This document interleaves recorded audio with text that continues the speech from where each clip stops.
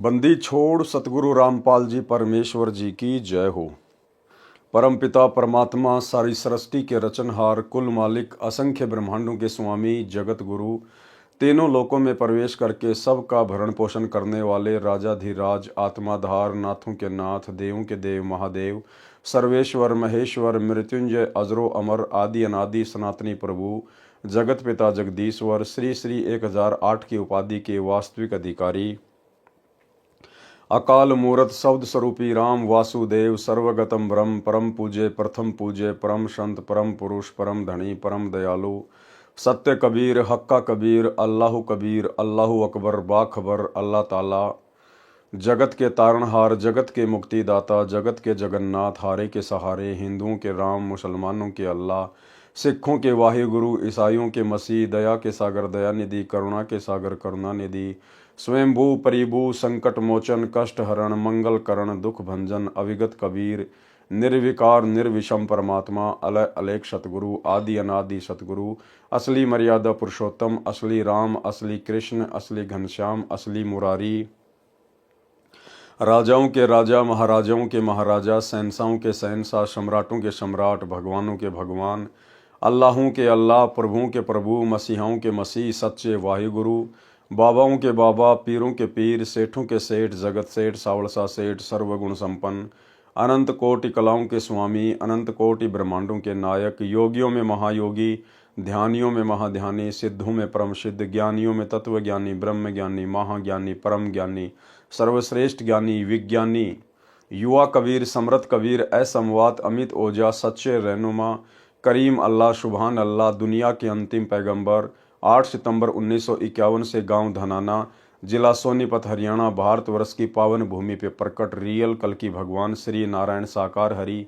श्री बाबा साहेब सौद स्वरूपी राम संत शिरोमणि सतगुरु रामपाल जी परमेश्वर जी के चरण कमल में साध संगति से जुड़े हुए देश विदेश से हम सभी सत्सेवक भाई बहनों का अनंत कोटि दंडवत प्रणाम। सत्साई भाई और बहनों, दया पूज्य गुरुदेव भगवान की, सतगुरु रामपाल जी परमेश्वर जी की, जिनके शुभ आशीर्वाद से कबीर सागर के सरलार्थ के ऊपर वीडियो बनाने की श्रृंखला जारी है।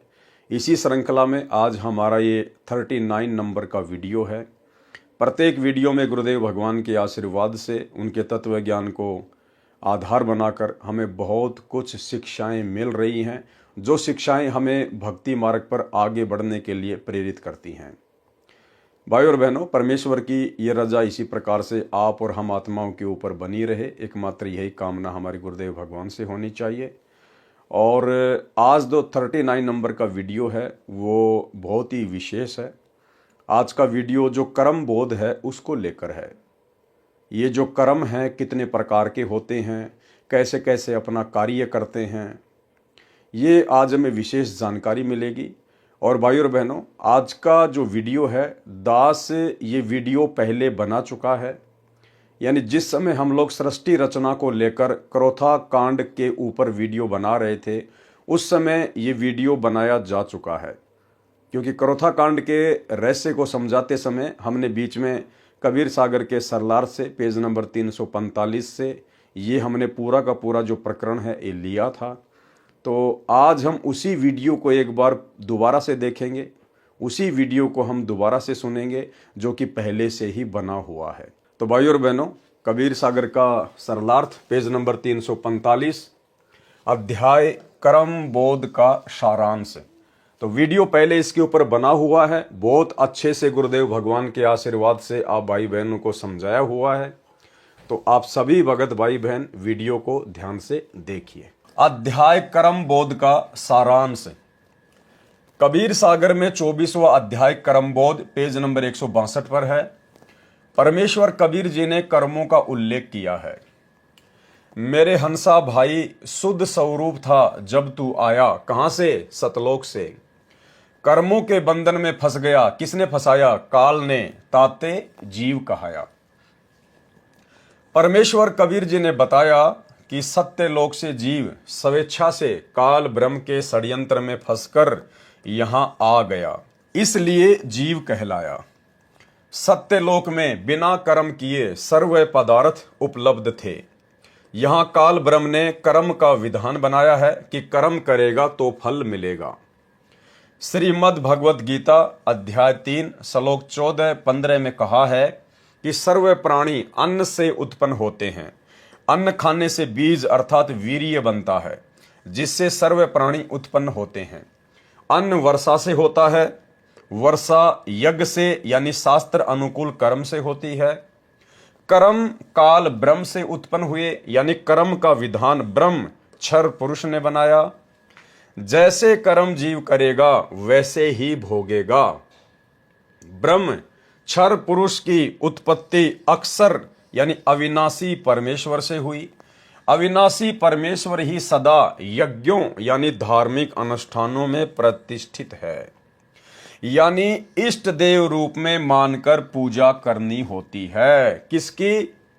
अविनाशी पुरुष की, अक्षर पुरुष की। अक्षर यानी जिसका किसी भी देश काल परिस्थिति में कोई विनाश ना हो, वो अक्षर पुरुष वास्तव में कबीर परमेश्वर है, जो वर्तमान में धरती पर 8 सितंबर 1951 से सतगुरु रामपाल जी परमेश्वर जी के रूप में प्रकट है।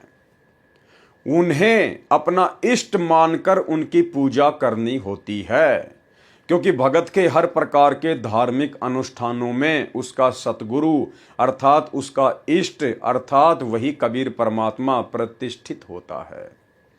और भाई बहनों, यही कारण है कि आप और हम सभी साध संगति से जुड़े हुए सत्सेवक भाई बहनों ने गीता जी अध्याय 3 श्लोक नंबर 13 को आधार बनाकर और अपने ही गुरुदेव भगवान को, जो कि पूर्ण ब्रह्म परमात्मा है, पूर्ण संत हैं, हमने उन्हीं को अपना इष्ट मानकर, क्योंकि इस कबीर परमेश्वर की यथार्थ भक्ति में कबीर परमेश्वर स्वयं ही सतगुरु रूप में धरती पर प्रकट होकर अपना तत्व ज्ञान प्रचार करते हैं। तो सतगुरु की भूमिका जो करता है वो स्वयं कबीर परमेश्वर होता है। भगत का इष्ट उसका गुरु ही होता है। एक छोटा सा सत्संग गुरुदेव भगवान का आपके विश्वास को दृढ़ करने के लिए, ताकि आपकी बची खुची आस्था जो उस दाढ़ी मूछ वाली कबीर दास जी की समझे जाने वाली काल्पनिक फोटो में फंसी हुई है, वो भी निकल जाए। गुरुदेव भगवान ने कहा कि चरणा अमृत लेने से 84 लाख प्रकार की योनियों का दुख और पीड़ा समाप्त होती है। लेकिन वो चरणामृत काम कैसे करता है? चरणामृत काम करेगा अपने गुरु को ही इष्ट मानकर उसको रोजाना सेवन करने से, चरणा अमृत का पान करने से। यदि आप अपने गुरु को केवल एक गुरु मान रहे हो, एक संत मान रहे हो, और अपने गुरु के रहते सहते यदि आप किसी अन्य में परमात्मा देखते हो, जैसे वर्तमान में सतलोक आश्रमों से जुड़ी हुई 90% संगत और स्वयं सतगुरु रामपाल जी परमेश्वर जी का कलयुगी परिवार, सभी स्टेट कोऑर्डिनेटर, उस दाढ़ी मूछ वाली कबीर जी की समझे जाने वाले काल्पनिक नकली बेजुबान मुर्दा फोटो को अपना इष्ट मानते हैं, कबीर जी मानते हैं, भगवान मानते हैं। जिस कारण से उन भाई बहनों की बुद्धि परमेश्वर नहीं खोल रहा है, वो अध्यात्म के गूढ़ रहस्यों को नहीं समझ पा रहे हैं और सांप वाली लकीर ही देखा देखी में पीट रहे हैं। तो गुरुदेव भगवान ने बताया कि चरणामृत अवश्य लेना चाहिए, लेकिन अपने गुरु को परमात्मा मानकर, अपने गुरु को भगवान मानकर, अपने गुरु को ही अपना इष्ट मानकर। भाई और बहनों, उस वीडियो में ध्यान देना जहां गुरुजी इष्ट शब्द का जिक्र करेंगे, दास उसको 2 या 3 बार से रिप्ले करेगा ताकि आपको अच्छे से समझ में आ जाए। अर्थात अपने गुरु को ही इष्ट मानकर, इष्ट यानी कबीर जी मानकर, परमेश्वर मानकर भक्ति मार्ग पर सफल हुआ जा सकता है, अन्यथा दूसरा कोई ऑप्शन नहीं है। सुनिए। कबीर गुरु को मानुष जोगने और चरणामृत को पाने, ते नर नरक जावेंगे हे जन्म जन्म होए समान। जो क्या बताते हैं, गुरु को मानुष मानते हैं और चरणामृत भी देखा, चरणामृत भी गुरु जी के चरणों का जल उसको भी पी रहे हैं और ऊपर से एक मनुष्य मान रहे हैं। कहते उससे भी, वो भी फिर 84 लाख योनियों का अधिकारी है, उसकी भक्ति चले नहीं। गुरु को मानुष जोगने और चरणामृत को पान, ते नर नरक में जावेंगे फिर जन्म जन्म होए समान। चरणामृत ले लेकिन भगवान समझ के ले, चरणामृत ले लेकिन भगवान समझ के ले, चरणामृत ले लेकिन भगवान समझ के ले। मान लो मूलधन 100 रुपये। पुण्यात्माओं, एजुकेशन का अब आपको लाभ होगा। तो यहां कबीर सागर के सरलार्थ में भी पेज नंबर 345 पर सतगुरु रामपाल जी परमेश्वर जी ने हम भक्तों की आंखें खोलने के लिए और उस दाढ़ी मूछ वाली कबीर जी की समझे जाने वाली काल्पनिक फोटो से हमारी आस्था हटाने के लिए लिखा है, यानी इष्ट देव रूप में मानकर पूजा करनी होती है। तो हम भक्तों ने, जो हम यथार्थ 13वें कबीर पंथ से जुड़े हुए हैं, सतगुरु रामपाल जी परमेश्वर जी के जितने भी फॉलोअर हैं, हमारा इष्ट और हमारा गुरु एक ही है।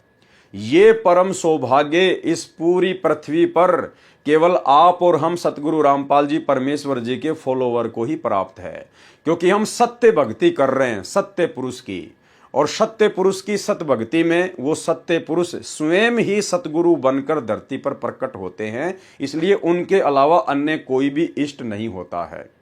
और जो काल तक की साधना होती है, जो ब्रह्म तक की साधना होती है, उसमें गुरु अलग होता है और इष्ट अलग होता है।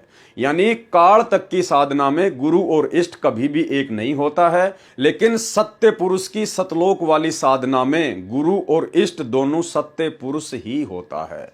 तो भाई और बहनों, बहुत अच्छे से हमने वीडियो को देखना है, समझना है, हम कहीं मार ना खा जाएं। सवाल किया फिर किसी ने, कर्म कितने प्रकार के हैं?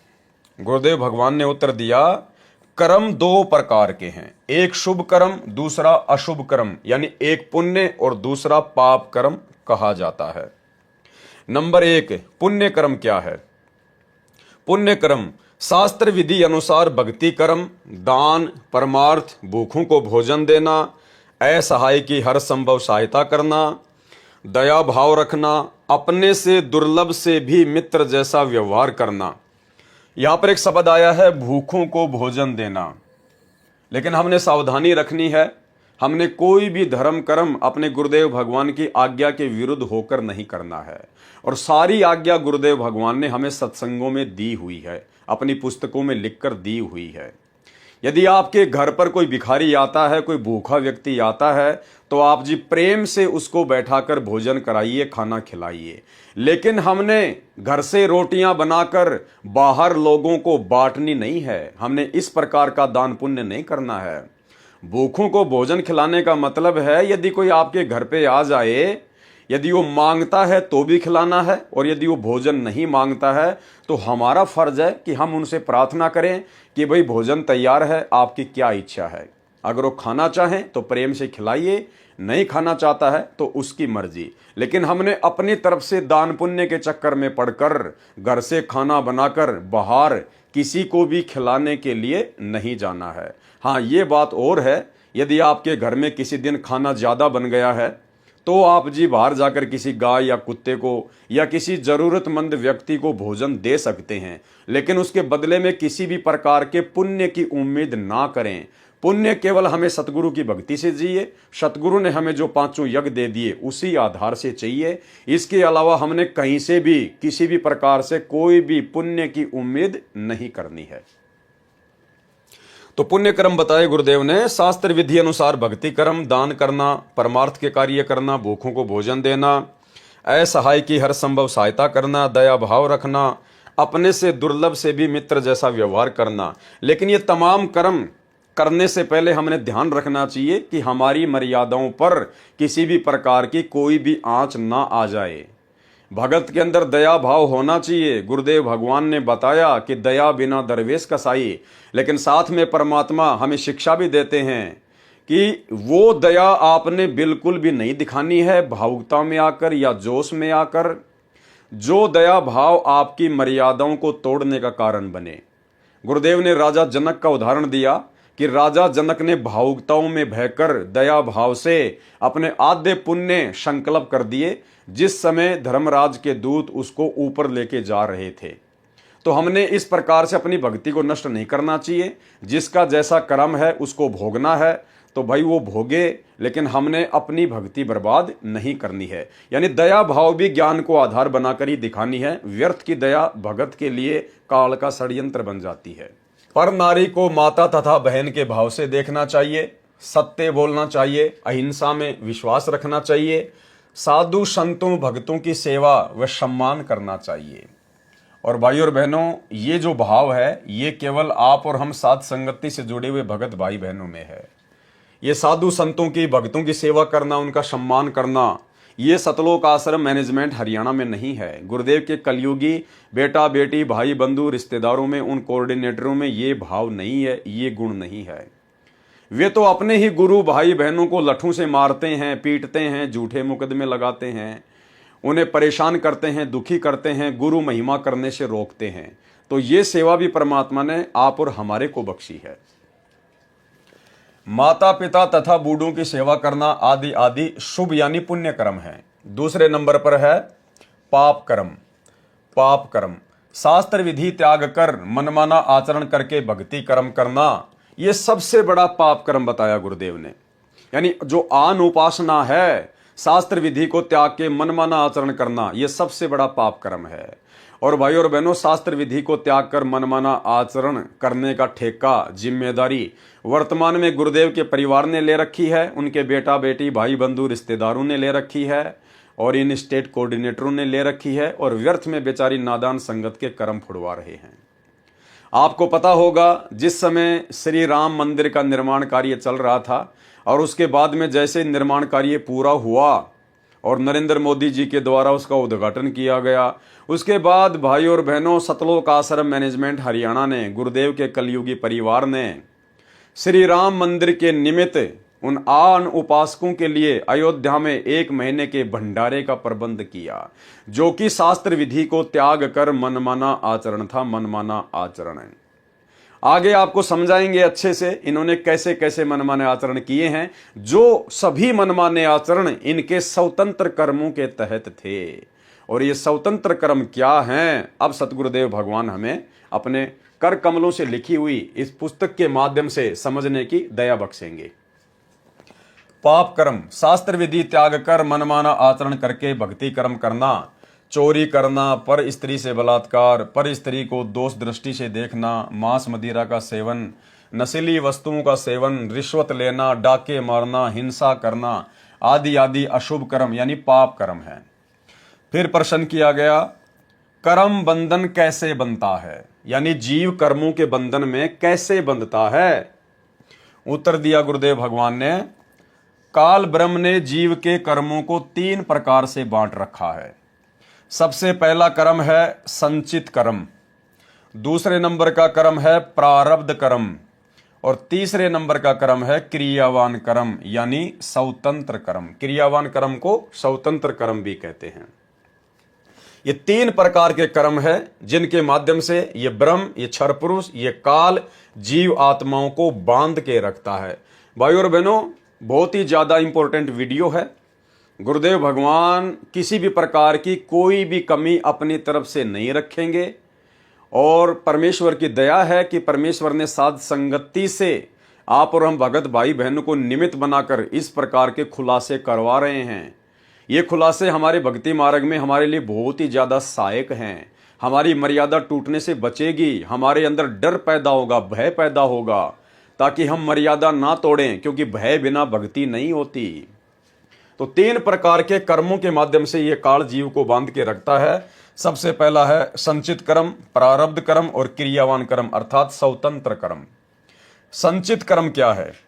संचित कर्म, संचित कर्म वे पाप तथा पुण्य कर्म हैं जो जीव के जन्म जन्मांतरों में किए थे, उनका भोग प्राप्त नहीं हुआ है, वे जमा है। यानी संचित कर्म वो कर्म है जब से हम सतलोक से अपने बाप के साथ में धोखा करके इस काल के साथ यहां आए हैं, और हमने जितने भी मनुष्य जन्म प्राप्त किए हैं, स्त्री या पुरुष के असंख्य हैं, और हर बार हम धर्मराज के दरबार में जाते हैं, वहां पे हमारे पाप और पुण्य का लेखा जोखा होता है, अकाउंट होता है। तो धर्मराज क्या करता है, कुछ पाप और पुण्य मिलाकर तो हमारा नेक्स्ट जीवन निर्धारित कर देता है, और बाकी जो हमारे पाप और पुण्य कर्म जो बच जाते हैं वो उन्हें अपने पास में रख लेता है।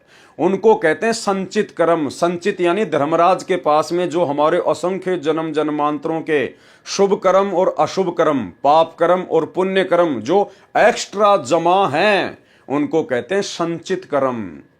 और जब जीव इस भक्ति से जुड़ता है, परमात्मा से जुड़ता है, तो ये काल उन्हीं संचित कर्मों का दबाव डालकर जीव को भ्रमित करने का प्रयास करता है। संचित कर्म, क्योंकि जैसे नाम ही है संचित, संचित यानी जमा करना, तो काल के पास में हमारे जितने भी पहले के जन्म जन्मांतरों के कर्म जो संचित हैं, जमा हैं, उनको कहते हैं संचित कर्म। संचित कर्म वे पाप तथा पुण्य कर्म है जो जीव के जन्म जन्मांतरों में किए थे, उनका भोग प्राप्त नहीं हुआ, वे जमा है फिलहाल। दूसरा है प्रारब्ध कर्म। क्या है प्रारब्ध कर्म? यानी भाग्य कर्म।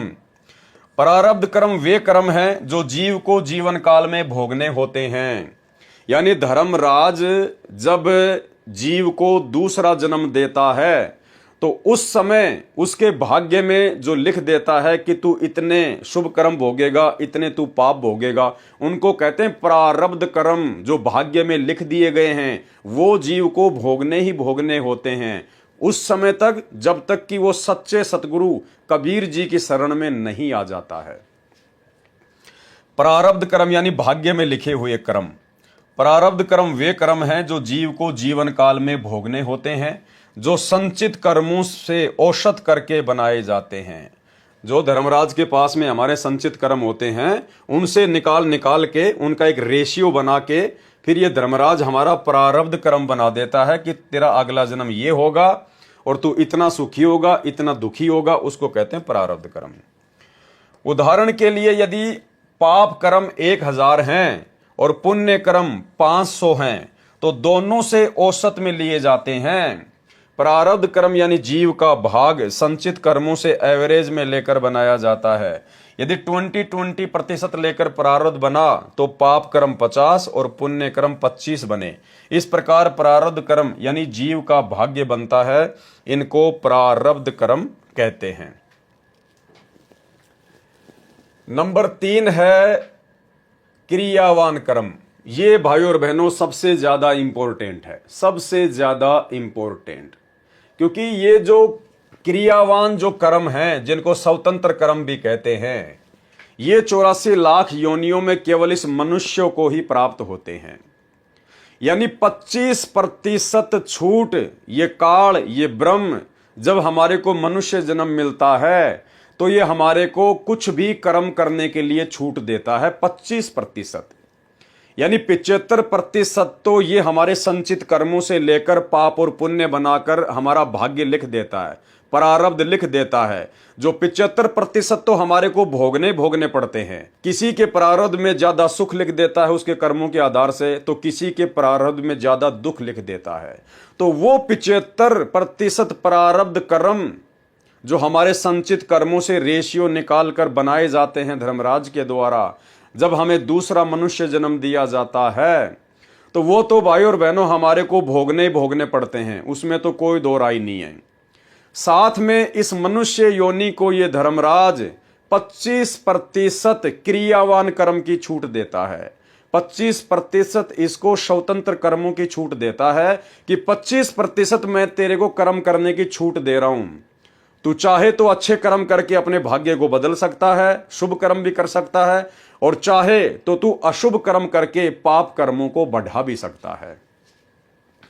क्रियावान कर्म, अपने जीवन काल में जो कर्म प्राणी करता है वे क्रियावान कर्म कहे जाते हैं। ये 75% तो प्रारब्ध कर्म होते हैं, यानी जो संस्कार यानी भाग्य में लिखे हैं वे किए जाते हैं, और 25% कर्म करने में जीव स्वतंत्र है। 25% कर्म करने के लिए इस मनुष्य शरीर प्राप्त प्राणी को इस धर्मराज ने स्वतंत्र किया हुआ है। 75% कर्म करने में जीव बाध्य है, यानी जो हमारे भाग्य में लिख दिया गया है पाप और पुण्य का रेशियो निकालकर, वो तो जीव भोगने के लिए बाध्य है। कब तक? जब तक उसको सतगुरु नहीं मिलता है। और 25% जो कर्म हैं वो स्वतंत्र हैं, हम चाहे तो अच्छे भी कर सकते हैं बुरे भी कर सकते हैं। 75% कर्म करने में जीव बाध्य है, मजबूर है, क्योंकि वे प्रारब्ध में लिखे होते हैं, परतंत्र हैं। परंतु पूर्ण संत मिलने पर परिस्थिति बदल जाती है। लेकिन जब पूर्ण संत मिल जाता है, वो कबीर परमात्मा मिल जाता है सतगुरु रूप में, तो उस परमेश्वर के हाथ में सारी लेखनी, सारी बही, सारे अकाउंट हैं। फिर सतगुरु जैसा चाहेगा वैसा अपने साधक के भाग्य में लिखेगा। फिर वो काल वाला जो विधान होता है वो पूर्ण परमेश्वर के भगत के साथ लागू नहीं होता है। यानी फिर उस भगत का अकाउंट ये सतगुरु अपने हाथ में ले लेता है, काल के हाथ में नहीं छोड़ता है। प्रश्न कहते हैं कि जीव कर्म करने में स्वतंत्र है, तो गुरुदेव ने उत्तर दिया, जीव 25% कर्म तो स्वतंत्र रूप से करता है। अपने जीवन काल में 75% कर्म तो प्रारब्ध वाले करने में परतंत्र है, अधीन है, विवश है। केवल 25% कर्म करने में स्वतंत्र है। परंतु पूर्ण संत मिलने के पश्चात परिस्थितियां बदल जाती हैं। प्रारब्ध में सुसंगत तथा कुसंगत भी लिखी होती है। प्रारब्ध में, भाग्य में सुसंगत और कुसंगत भी लिखी होती है। उदाहरण, जैसे राजा दशरथ जी ने यज्ञ किया था सुयोग्य पुत्र प्राप्ति के लिए, यह क्रियावान स्वतंत्र कर्म था। पुत्र प्राप्ति के लिए राजा दशरथ ने जो यज्ञ किया था वो उसका स्वतंत्र कर्म था, क्रियावान कर्म था। अन्य 3 संतान भरत, लक्ष्मण तथा शत्रुघ्न तथा पुत्री शांता थे, वे प्रारब्ध से मिले थे, वो उनके भाग्य में संतानें थी। लेकिन श्री रामचंद्र जी की प्राप्ति के लिए, यानी सर्वप्रथम उसने पुत्र प्राप्ति के लिए जो यज्ञ किया था वो उसका स्वतंत्र कर्म था। और उसके बाद में जो उसको 3 पुत्र और 1 पुत्री प्राप्त हुई थी वो उसके भाग्य में संतान होना ही होना थी। लेकिन वो ये मान रहा था कि मैंने जो साधु संतों से जो यज्ञ करवाया है ये उसके चलते मेरे को सभी संतानें प्राप्त हुई हैं। श्री रामचंद्र जी का सीता से विवाह प्रारब्ध था, यानी उसके भाग्य में लिखा हुआ था श्री रामचंद्र जी का सीता जी से विवाह होना, क्योंकि नारद जी का पहले से श्राप लगा हुआ था। इसलिए श्री रामचंद्र जी के भाग्य में काल ने लिख दिया था सीता जी के साथ विवाह होना। इसके अलावा 14 वर्ष का वनवास सीता, राम, लक्ष्मण का प्रारब्ध था, यह भी उनके भाग्य में लिखा हुआ था नारद जी के श्राप के कारण। लेकिन जंगल में वनवास के समय पशु शिकार करके मारे, वह स्वतंत्र कर्म था। लेकिन वनवास के दौरान लक्ष्मण ने और श्री रामचंद्र जी ने जितने भी पशु मारे, हिरण आदि, अपने भोजन के लिए, शिकार करने के लिए, क्योंकि वो मांसाहारी थे, मांस खाया करते थे श्री रामचंद्र जी, वो उनके स्वतंत्र कर्म थे, वो उनके भाग्य में फिर लिखे गए। उनका भोग श्री रामचंद्र जी को भोगना पड़ेगा। भाइयों और बहनों, इस प्रकार से काल हमें ठगता है। हमें पता ही नहीं चलता कि कौन से हम स्वतंत्र कर्म कर रहे हैं, कौन से हमारे भाग्य में लिखे हुए कर्म हैं। ये तो सतगुरु ने आके बताया अब कि स्वतंत्र कर्म क्या हैं और भाग्य में लिखे हुए कर्म क्या है। अब ठीक इसी प्रकार भाइयों और बहनों, वर्तमान में सतगुरु रामपाल जी परमेश्वर जी ने आप और हम सभी आत्माओं को अपनी शरण में लिया। ये हमारा प्रारब्ध था, क्योंकि परमात्मा ने पहले से ही पूरी राम कहानी बनाई हुई थी। गुरुदेव ने पहले से ही कह रखा है कि काशी में मेरे से जो 64 लाख आत्माएं बिछुड़ी थी, वो सभी आत्मा सबसे पहले मेरी शरण में आएंगी। तो काशी में बिछड़े हुए उनके भक्तों का वर्तमान में उनके शरण में आना आप और हम सबका प्रारब्ध कर्म है। उसके बाद में सतगुरु रामपाल जी परमेश्वर जी ने हमें सत्संग सुनाए, हमें ज्ञान दिया, हमें मर्यादा बता दी। अब यदि मर्यादाओं को तोड़कर हम कुछ भी पाप कर्म करते हैं, गड़बड़ी करते हैं, तो वो हमारा प्रारब्ध नहीं है, वो हमारे स्वतंत्र कर्म हैं जिनका भोग हमें भोगना पड़ेगा। यदि हम लोग मर्यादा में रह के शुभ कर्म करते हैं तो हमारी भक्ति बनेगी, और यदि उनकी मर्यादा तोड़कर अशुभ कर्म करते हैं, भक्ति विरुद्ध कर्म करते हैं, तो फिर वो स्वतंत्र कर्मों में कन्वर्ट होकर फिर वो आप और हमारे लिए मुश्किल पैदा करते हैं। सन 2014 बरवाला कांड के बाद सतगुरु रामपाल जी परमात्मा के हिसार जेल जाने के बाद पीछे से उनके परिवार के द्वारा, इन स्टेट कोऑर्डिनेटरों के द्वारा, बड़े बड़े सेवादारों के द्वारा सन 2019 में जो कांग्रेस सरकार को वोट डलवाए गए, कांग्रेस सरकार का खुलेआम भगतों से समर्थन करवाया गया, ये उन भगतों का शवतंत्र कर्म था, शवतंत्र कर्म। 2024 में ठीक उसी प्रकार बीजेपी सरकार का समर्थन करवाना भगतों से, सतगुरुदेव भगवान का नाम लेकर, उन्हीं के नाम की आड़ में पीले पर्चे निकालकर नरेंद्र मोदी की रैलियों में भोपाल में और गोहाना में बसों में भरकर भगतों को ले जाना, ये भगतों का शवतंत्र कर्म था, शवतंत्र कर्म। और ये दोनों ही कर्म 2019 में कांग्रेस को समर्थन और वोट, 2024 में बीजेपी को समर्थन और वोट, ये दोनों ही कर्म स्वतंत्र कर्म थे। और ये दोनों ही कर्म गुरुदेव के भक्ति के विरुद्ध थे, जिनका भोग जीव को भोगना ही भोगना पड़ेगा। मर्यादा तो टूटेगी टूटेगी, साथ में उन स्वतंत्र कर्मों का भोग भोगना ही पड़ेगा, क्योंकि काल ने हमारे को 25% स्वतंत्र कर्म करने की छूट दी है। तो इस प्रकार से भाइयों और बहनों ये काल हमें ठगता है। उसके बाद में सतलोक आश्रम मैनेजमेंट हरियाणा के द्वारा, गुरुदेव के परिवार के द्वारा राजस्थान के गैंगस्टर आनंदपाल सिंह की सीबीआई जांच का समर्थन करवाना, जो कि पुलिस एनकाउंटर में मारा जा चुका था। राजपूत करणी सेना के लोग अर्थात आनंदपाल सिंह के समाज के लोग उसे अमर शहीद का दर्जा दिलवाने के लिए सीबीआई जांच का समर्थन कर रहे थे। और उसी बीच सतलोक आश्रम मैनेजमेंट हरियाणा द्वारा बेचारे भोले भाले भगतों को और आनंदपाल सिंह की यानी गुंडे की सीबीआई जांच के समर्थन में राजपूत करणी सेना की रैलियों में बैठाना, यह स्वतंत्र कर्म था। भगतों के दान का 5 लाख रुपए राजपूत करणी सेना को राजस्थान के अजमेर की रैली में चंदे के रूप में देना, ये स्वतंत्र कर्म था, जो कि सरासर भक्ति के विरुद्ध है, जिसका भोग जीव को भोगना पड़ेगा, संगत को भी भोगना पड़ेगा, जिन जिन लोगों ने उनको दान देकर सहयोग किया है, और सतलोक आश्रम मैनेजमेंट हरियाणा को भी भोगना पड़ेगा। उसके बाद में जब हरियाणा में जाट आरक्षण चल रहा था, तो सतलोक आश्रम मैनेजमेंट हरियाणा के द्वारा, गुरुदेव के परिवार के द्वारा लाखों भक्तों को हरियाणा में जाट आरक्षण में उनके धरनों पर बैठाना, यह स्वतंत्र कर्म था। भक्तों के दान का करोड़ों रुपया जाट आरक्षण संघर्ष समिति को चंदे के रूप में देना, यह स्वतंत्र कर्म था, जो कि भक्ति के विरुद्ध था। इसका भोग भी सबको भोगना पड़ेगा उसी रेशियो में। इसके अलावा सतलोक आश्रम में भक्तों से देह दान करवाना और रक्त दान करवाना, यह भी स्वतंत्र कर्म है। आगे चलकर जब उन भक्तों का खून व्यापार का रूप लेगा, क्योंकि आपने तो मुफ्त में दे दिया, और जब आपको ही कल को आवश्यकता पड़ गई या किसी और को आवश्यकता पड़ेगी, और जब उसको खून चाहिए, तो आपके द्वारा फ्री में दिया गया खून 5 से 10 हजार रुपए यूनिट में बिकेगा, 5 से 10 हजार रुपए यूनिट में। तो यह भी भक्तों का स्वतंत्र कर्म है, इसका भोग भी भोगना पड़ेगा। भगत को तो खून की आवश्यकता पड़ती नहीं।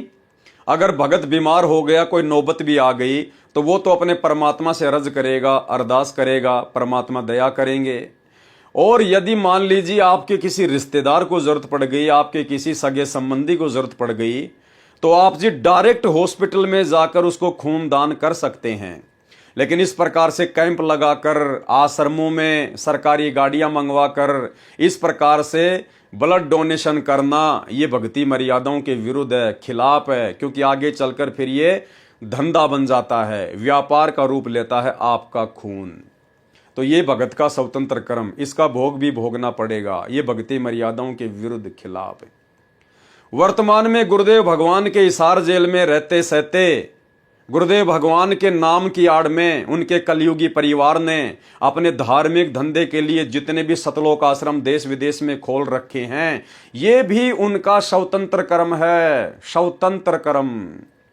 और जितनी भी नादान संगत देखा देखी में इन आश्रमों में जाती है, ये भी संगत का स्वतंत्र कर्म है।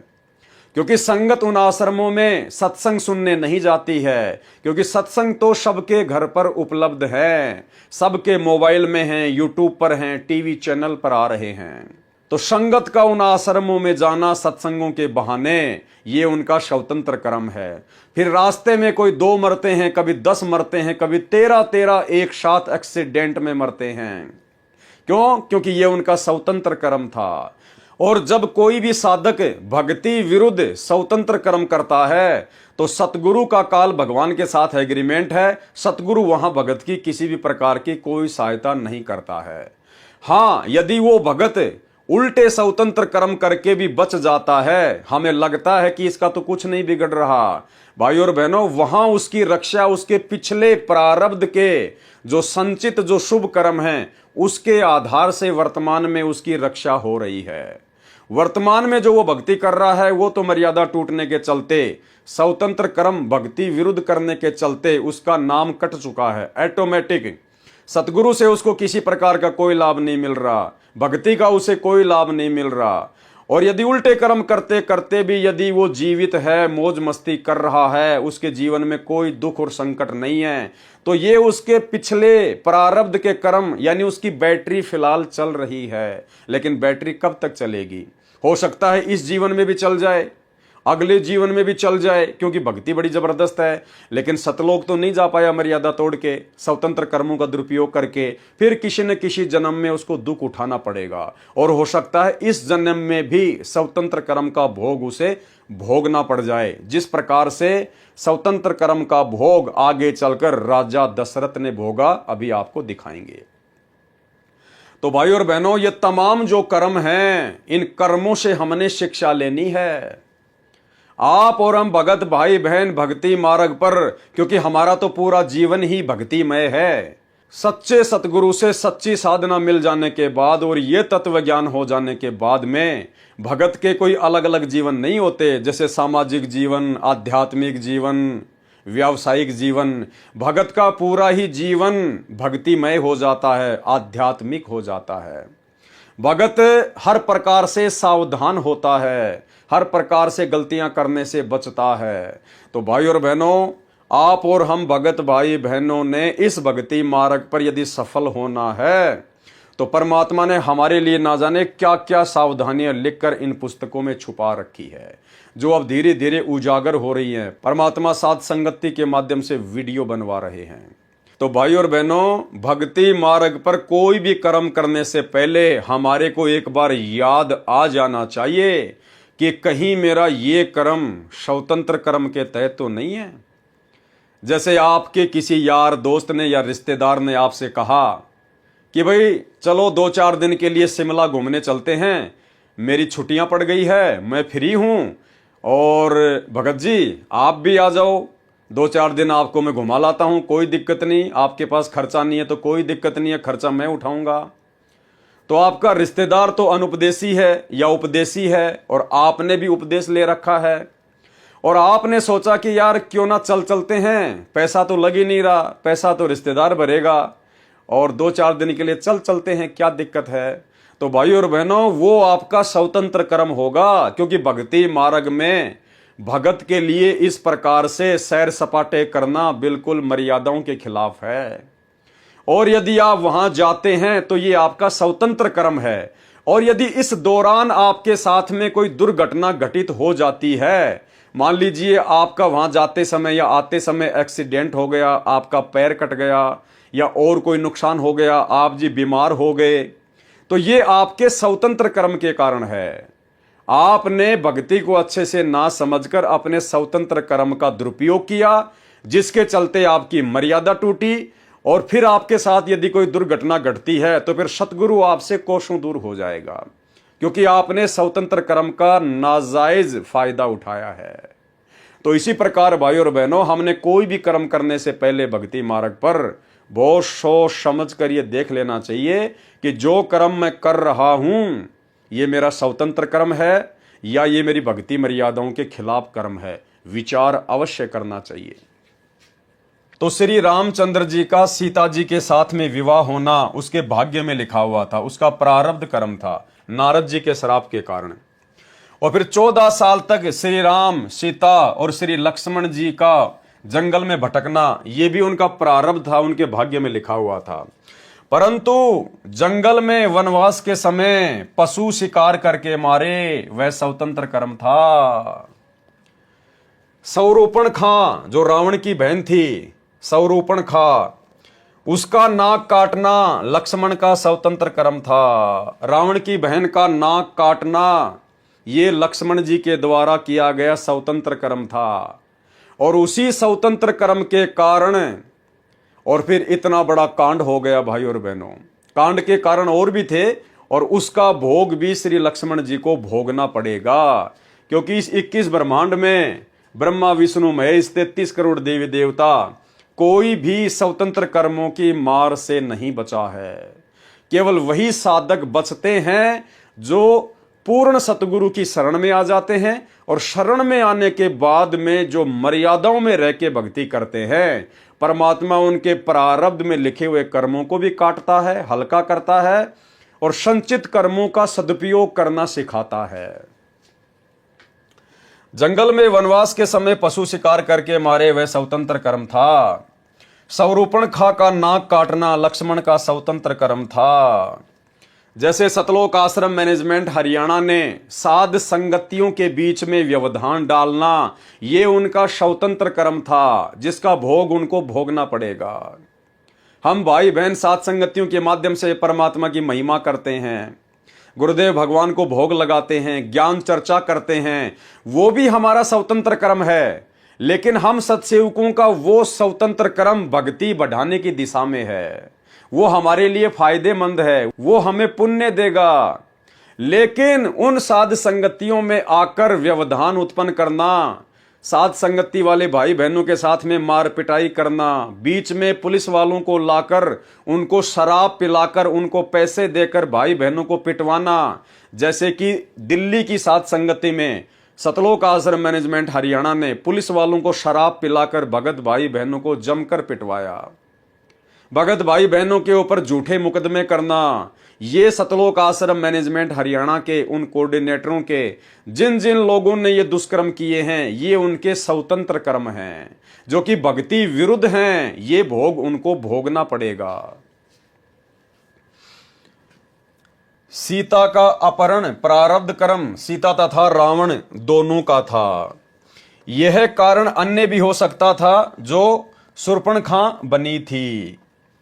33 करोड़ देवी देवताओं का कैद में रहना उनका प्रारब्ध कर्म था।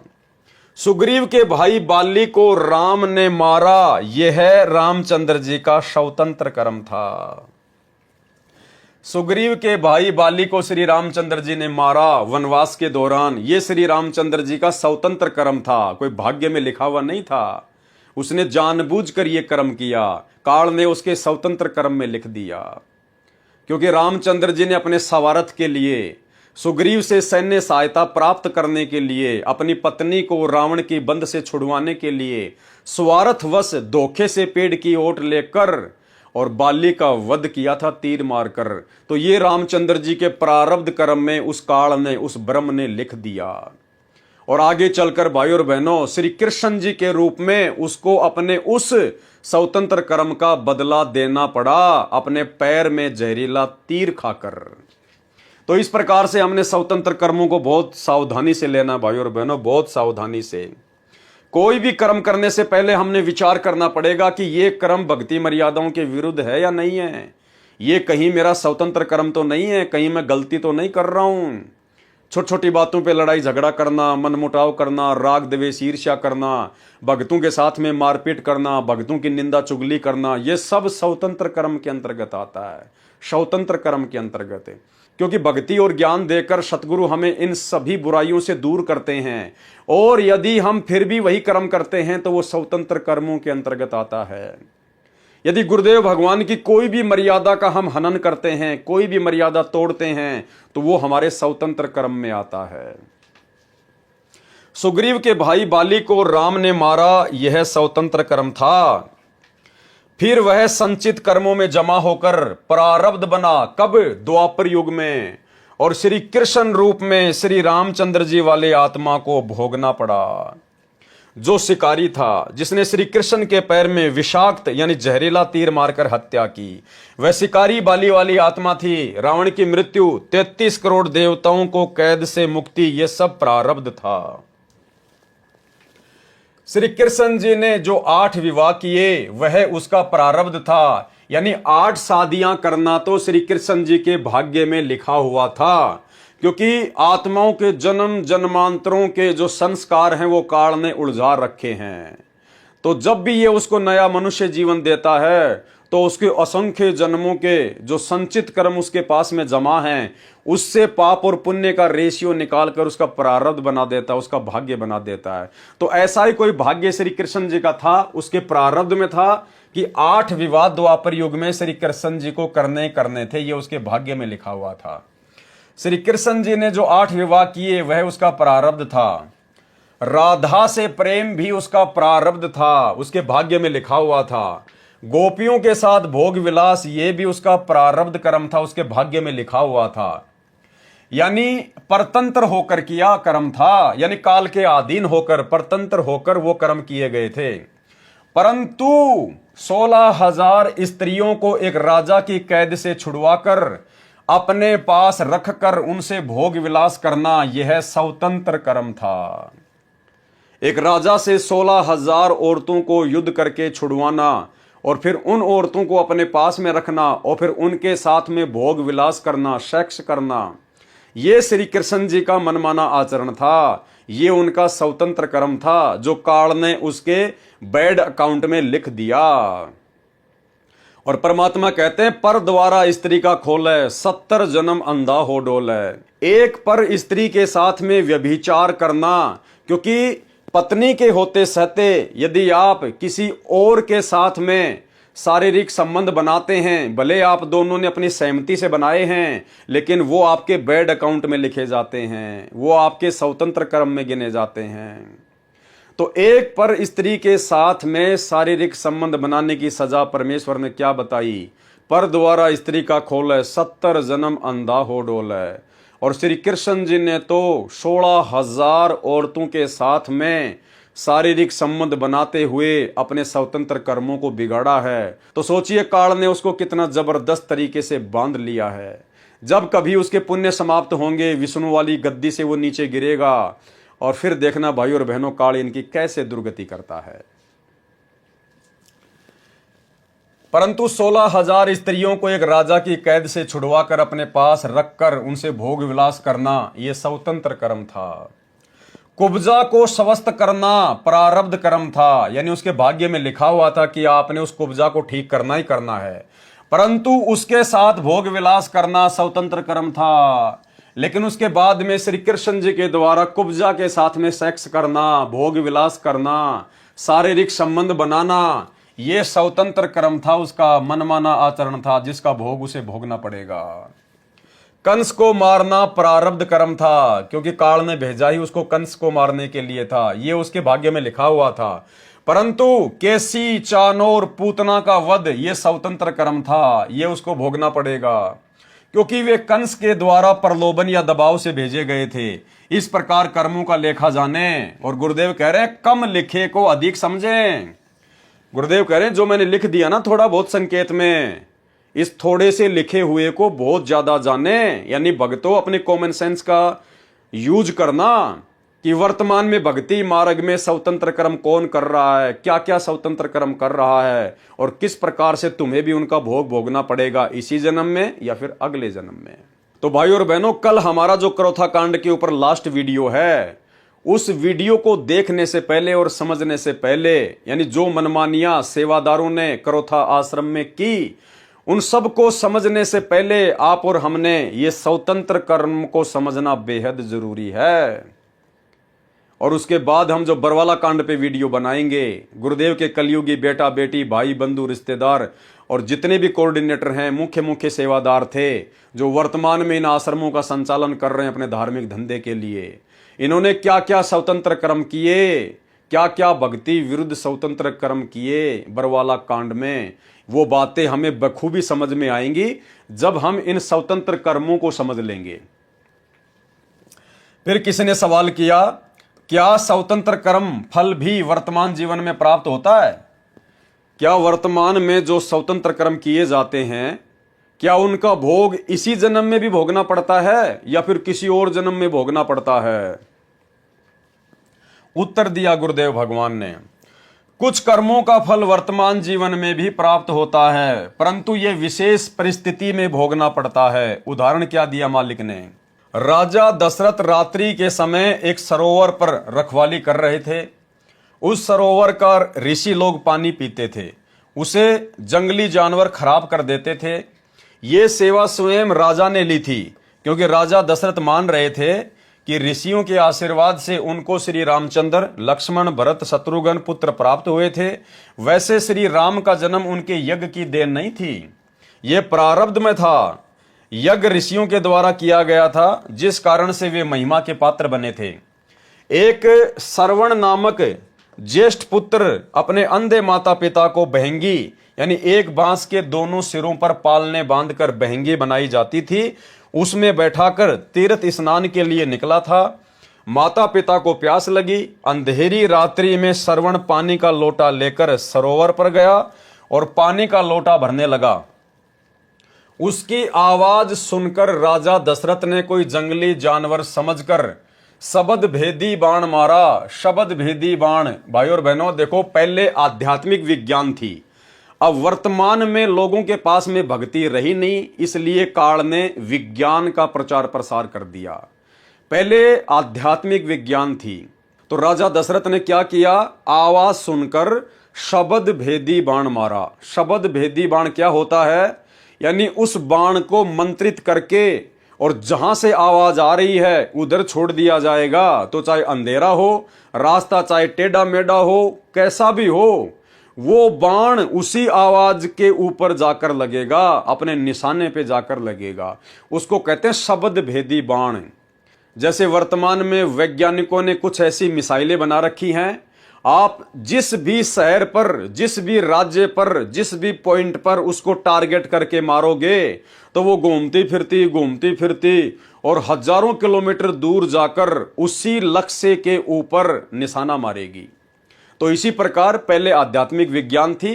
तो राजा दशरथ ने शब्द भेदी बाण मारा, जो श्रवण को लगा और वह हाय राम कहकर गिर गया। राजा दशरथ ने पशु समझकर तीर मारा था।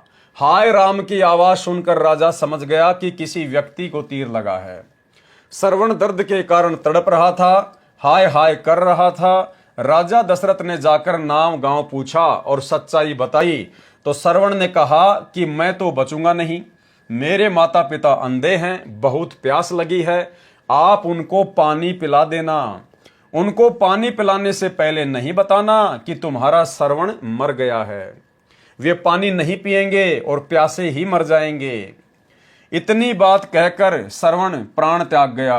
राजा दशरथ जल का लोटा भरकर श्रवण के माता पिता के पास गए। पैरों के कदमों की आवाज सुनकर पिता बोला कि बेटा श्रवण, पानी मिल गया। राजा दशरथ बिना बोले ही पानी पिलाने लगा। माता पिता ने कहा कि बेटा बोलता क्यों नहीं, लगता है तू हमसे तंग आ गया है। सच्ची बात बता, यदि दुखी हो चुका है तो हमें यहीं छोड़कर घर लौट जा बेटा, हम तुझे दुखी नहीं देख सकते। जब तू बोलकर माता पिता नहीं कहेगा हम पानी नहीं पिएंगे। विवश होकर राजा दशरथ ने सच्चाई बतानी पड़ी। तब दोनों ने हाय हाय करना शुरू कर दिया तथा राजा दशरथ को श्राप दे दिया कि आज हम अपने पुत्र के वियोग में प्राण त्याग रहे हैं, एक दिन राजा तू भी अपने पुत्र के वियोग में मरेगा। यानी भाइयों और बहनों, एक छोटा सा स्वतंत्र कर्म राजा दशरथ का, और वो स्वतंत्र कर्म उसी जन्म में उसकी अकाल मृत्यु का कारण बन गया। भाइयों और बहनों, आप और हमने यदि सतगुरु रामपाल जी परमेश्वर जी से उपदेश प्राप्त करके और यदि अपनी भक्ति को सफल करना है, क्योंकि देखो परमात्मा इतना सब कुछ प्रयास क्यों कर रहे हैं और क्यों अपने दासों से करवा रहे हैं, क्योंकि भाइयों और बहनों बहुत सारी बातें परमात्मा स्पष्ट रूप से सार्वजनिक तौर पर नहीं कह पाते हैं। तो उन बातों को परमात्मा अपनी पुस्तकों में लिख देते हैं, सत्संगों में संकेत कर देते हैं, और फिर अपने कुत्तों को परमात्मा थोड़ी बहुत सद्बुद्धि देके, सत्प्रेरणा देके समय आने पर उनका खुलासा करवाते हैं। तो गुरुदेव भगवान ने हमें क्या बताया कि जैसे मुसलमान धर्म के लोग कहते हैं कि मांस खाने का आदेश हमारे धर्म में अल्लाह का है, तो गुरुदेव भगवान ने क्या कहा कि मुसलमान धर्म में मांस खाने का आदेश अल्लाह का नहीं है। अरे उस अल्लाह ने तो 6 दिन में सृष्टि रची, और 6 दिन में सृष्टि रचकर उसने जो भी नियम कायदे कानून बनाने थे वो सब कुछ लिखवा कर, और फिर 7वें दिन वो तख्त पे जा बिराजा, वो तख्त पे जा बैठा।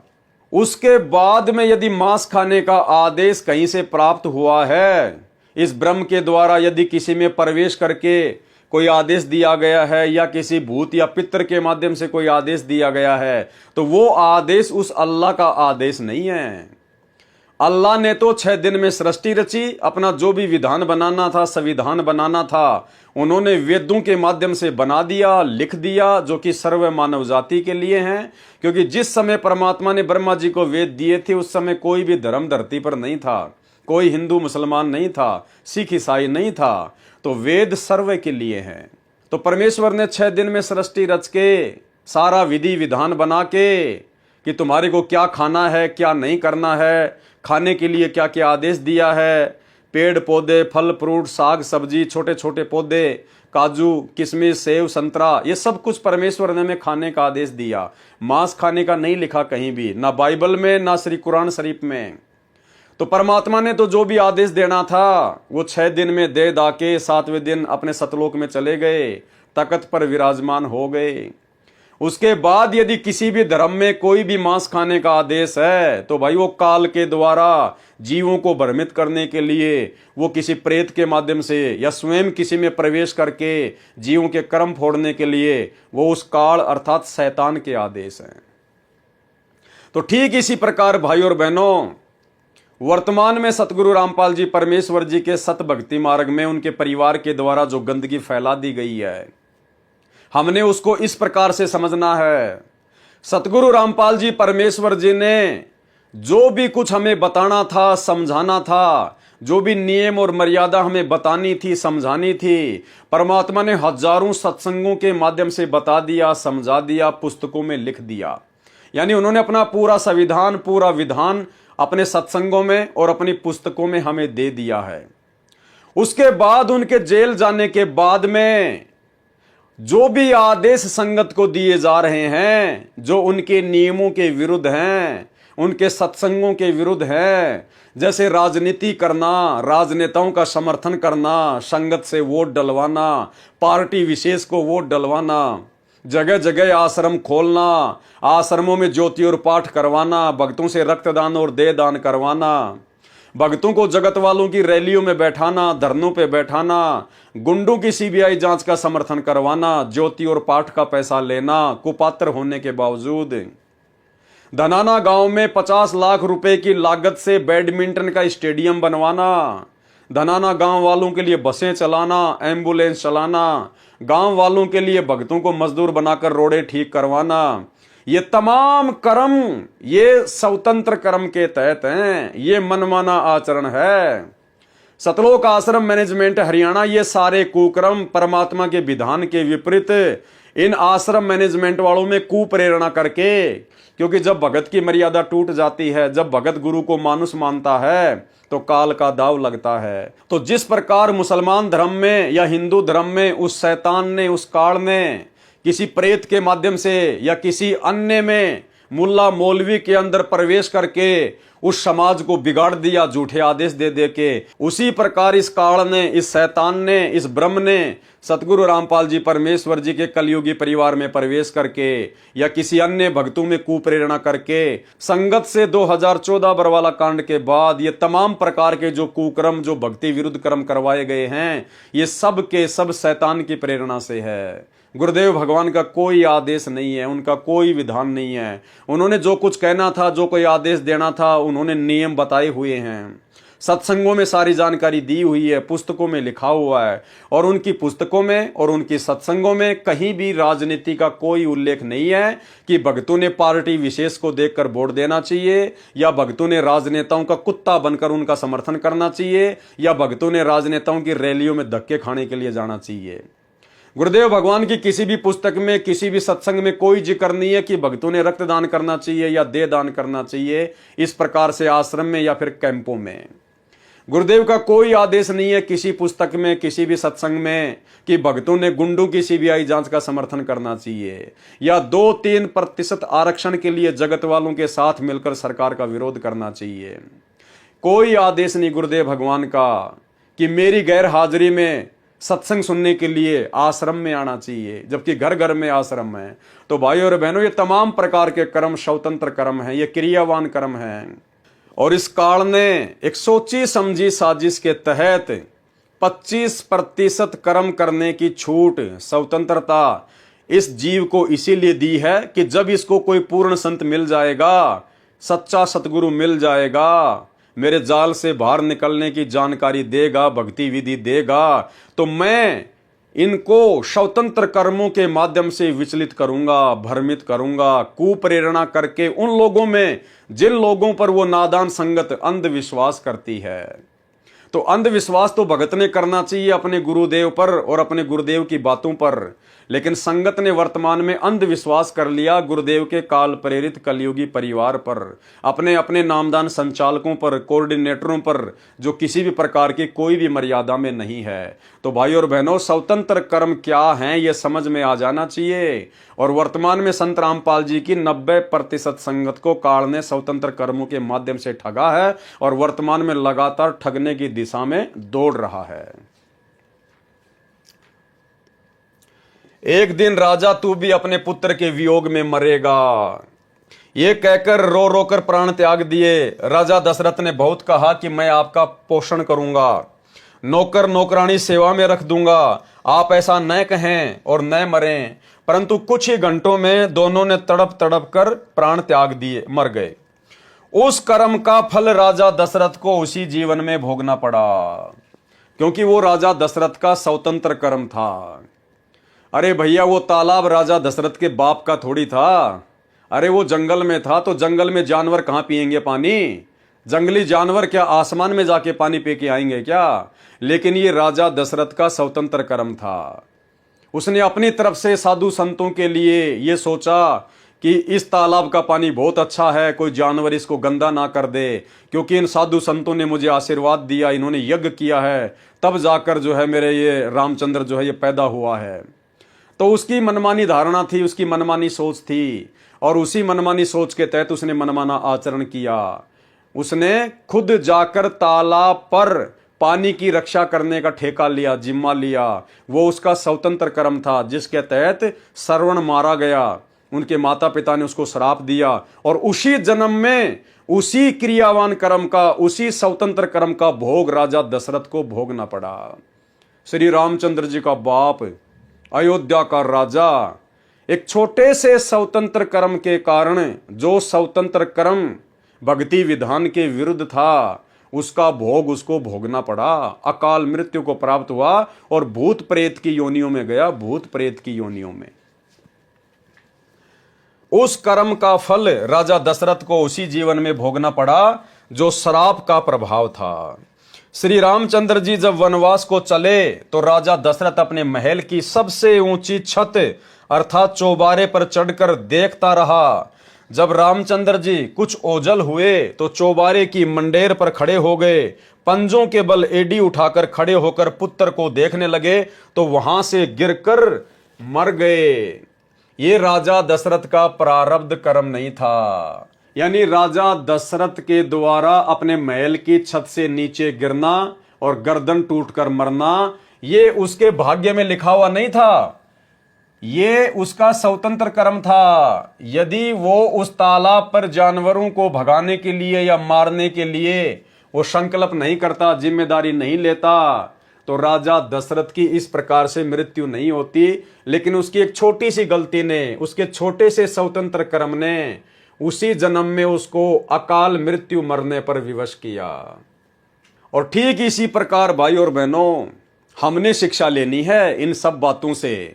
हमें गुरुदेव ये राजा रामचंद्र जी के पिता श्री दशरथ जी की जीवनी पढ़ाकर, हमारे को उनका इतिहास पढ़ाकर परमेश्वर क्या समझाना चाहते हैं।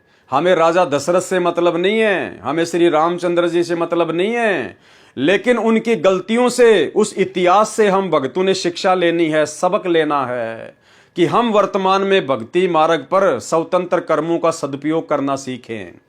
और यदि दुरुपयोग करेंगे तो श्री रामचंद्र जी के पिता राजा दशरथ की तरह अकाल मृत्यु ही मरेंगे। और ना जाने कितने भगत सतगुरु रामपाल जी परमेश्वर जी के जेल जाने के बाद में हजारों की संख्या में स्वतंत्र कर्मों का दुरुपयोग करते हुए इस जानकारी के अभाव में, साध संगति के अभाव में अकाल मृत्यु को प्राप्त हुए हैं। वैसे तो बहुत सारी घटनाएं हैं, अगर मैं जिक्र करूंगा तो 20-30 घटनाएं तो मेरे पास में कैद हैं कैमरे में, मेरे पास में एविडेंस है, उनके प्रूफ है, उनकी फोटो है, उनके वीडियो हैं। इशार की तारीखों पर आते जाते समय ना जाने कितने भगत भाई बहन काल की भेंट चढ़े हैं, जो उन सब का स्वतंत्र कर्म था। सतगुरु रामपाल जी परमात्मा का किसी भगत को कोई आदेश नहीं था ज्ञान आधार से कि भगतों आप हिसार कोर्ट में जब मेरी तारीख पड़ती है तो आप जी मेरी तारीखों पे आया करो, यहाँ पर भीड़ इकट्ठी किया करो, प्रशासन को परेशान किया करो, दुखी किया करो। और ना किसी को गुरुदेव भगवान के कोई दर्शन होते थे।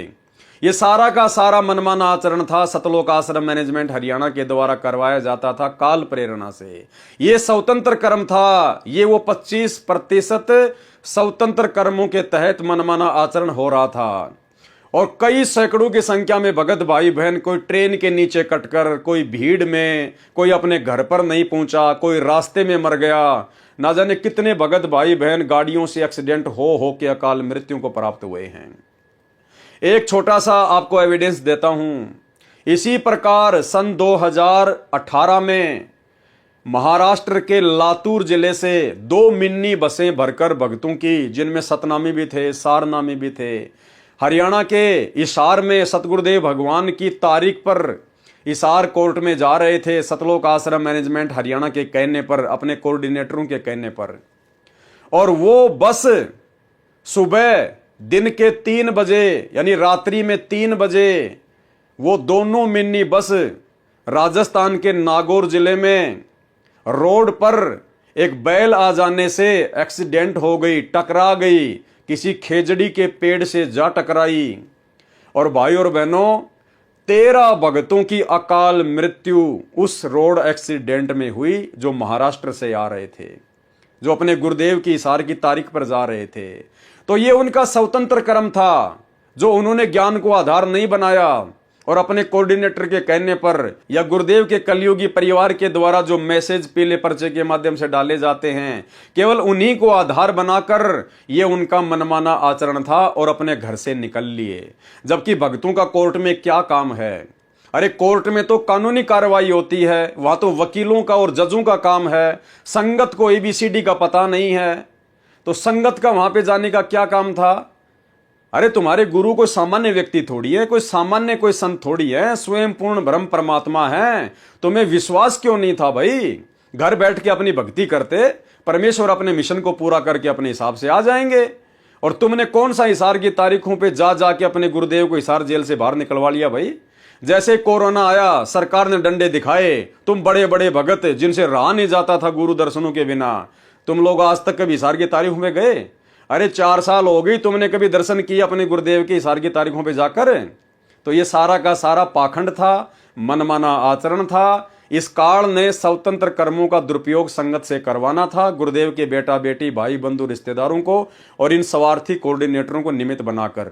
और कई सैकड़ों की संख्या में परमेश्वर की आत्माएं अकाल मृत्यु को प्राप्त हुई। देखिए ये छोटा सा वीडियो। नमस्कार, वन इंडिया हिंदी में आपका स्वागत है। राजस्थान के नागौर में शनिवार तड़के बड़ा हादसा हो गया। नागौर के कुचामन सिटी के पास 2 मिनी बसें बेकाबू होकर पेड़ से टकरा गई। इस हादसे में 12 लोगों की मौत हो गई, जबकि दर्जन भर लोग घायल हैं। घायलों को स्थानीय अस्पताल में भर्ती कराया गया है। पुलिस के मुताबिक महाराष्ट्र के लातूर और सोलापुर के लोग 2 मिनी बस में सवार होकर हरियाणा के हिसार जा रहे थे।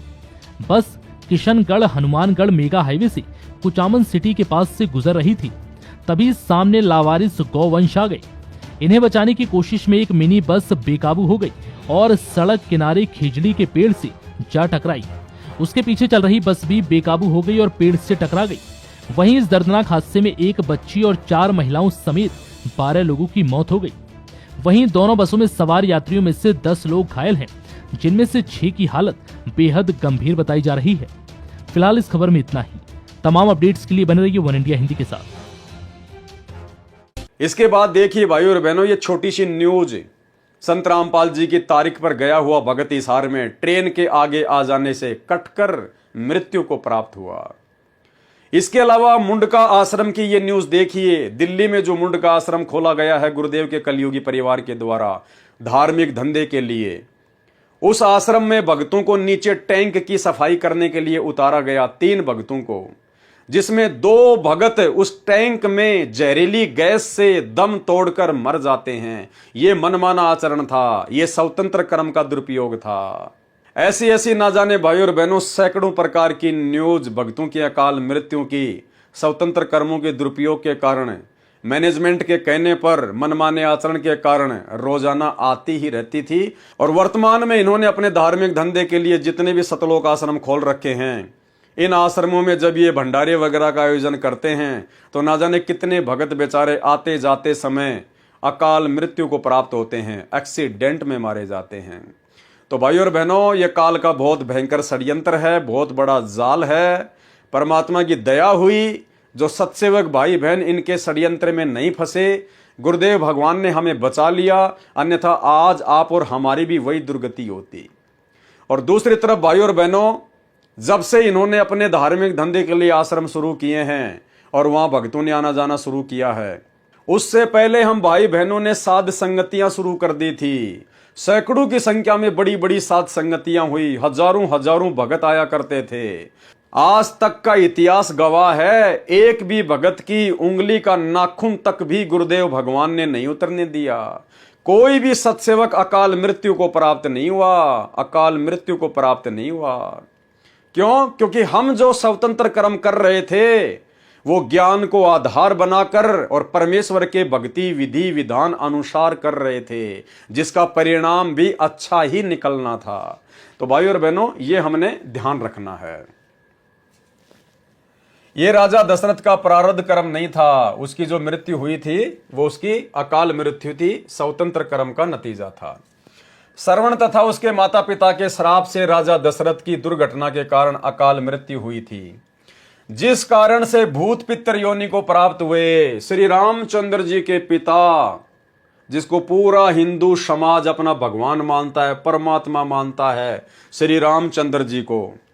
अरे जब उस भगवान का पिता अकाल मृत्यु मरा और मरने के बाद में भूत प्रेत बना, और इसका प्रमाण तो आपकी रामायण भी देती है मेरे भाई। जब वनवास के दौरान सीता जी अपने पूर्वजों के श्राद्ध निकाला करती थी, तो उनकी लिस्ट में सीता जी को, उन भूत और प्रेतों की लिस्ट में सीता जी को राजा दशरथ भी खड़े दिखाई दिए, उसका भी उसने श्राद्ध निकाला।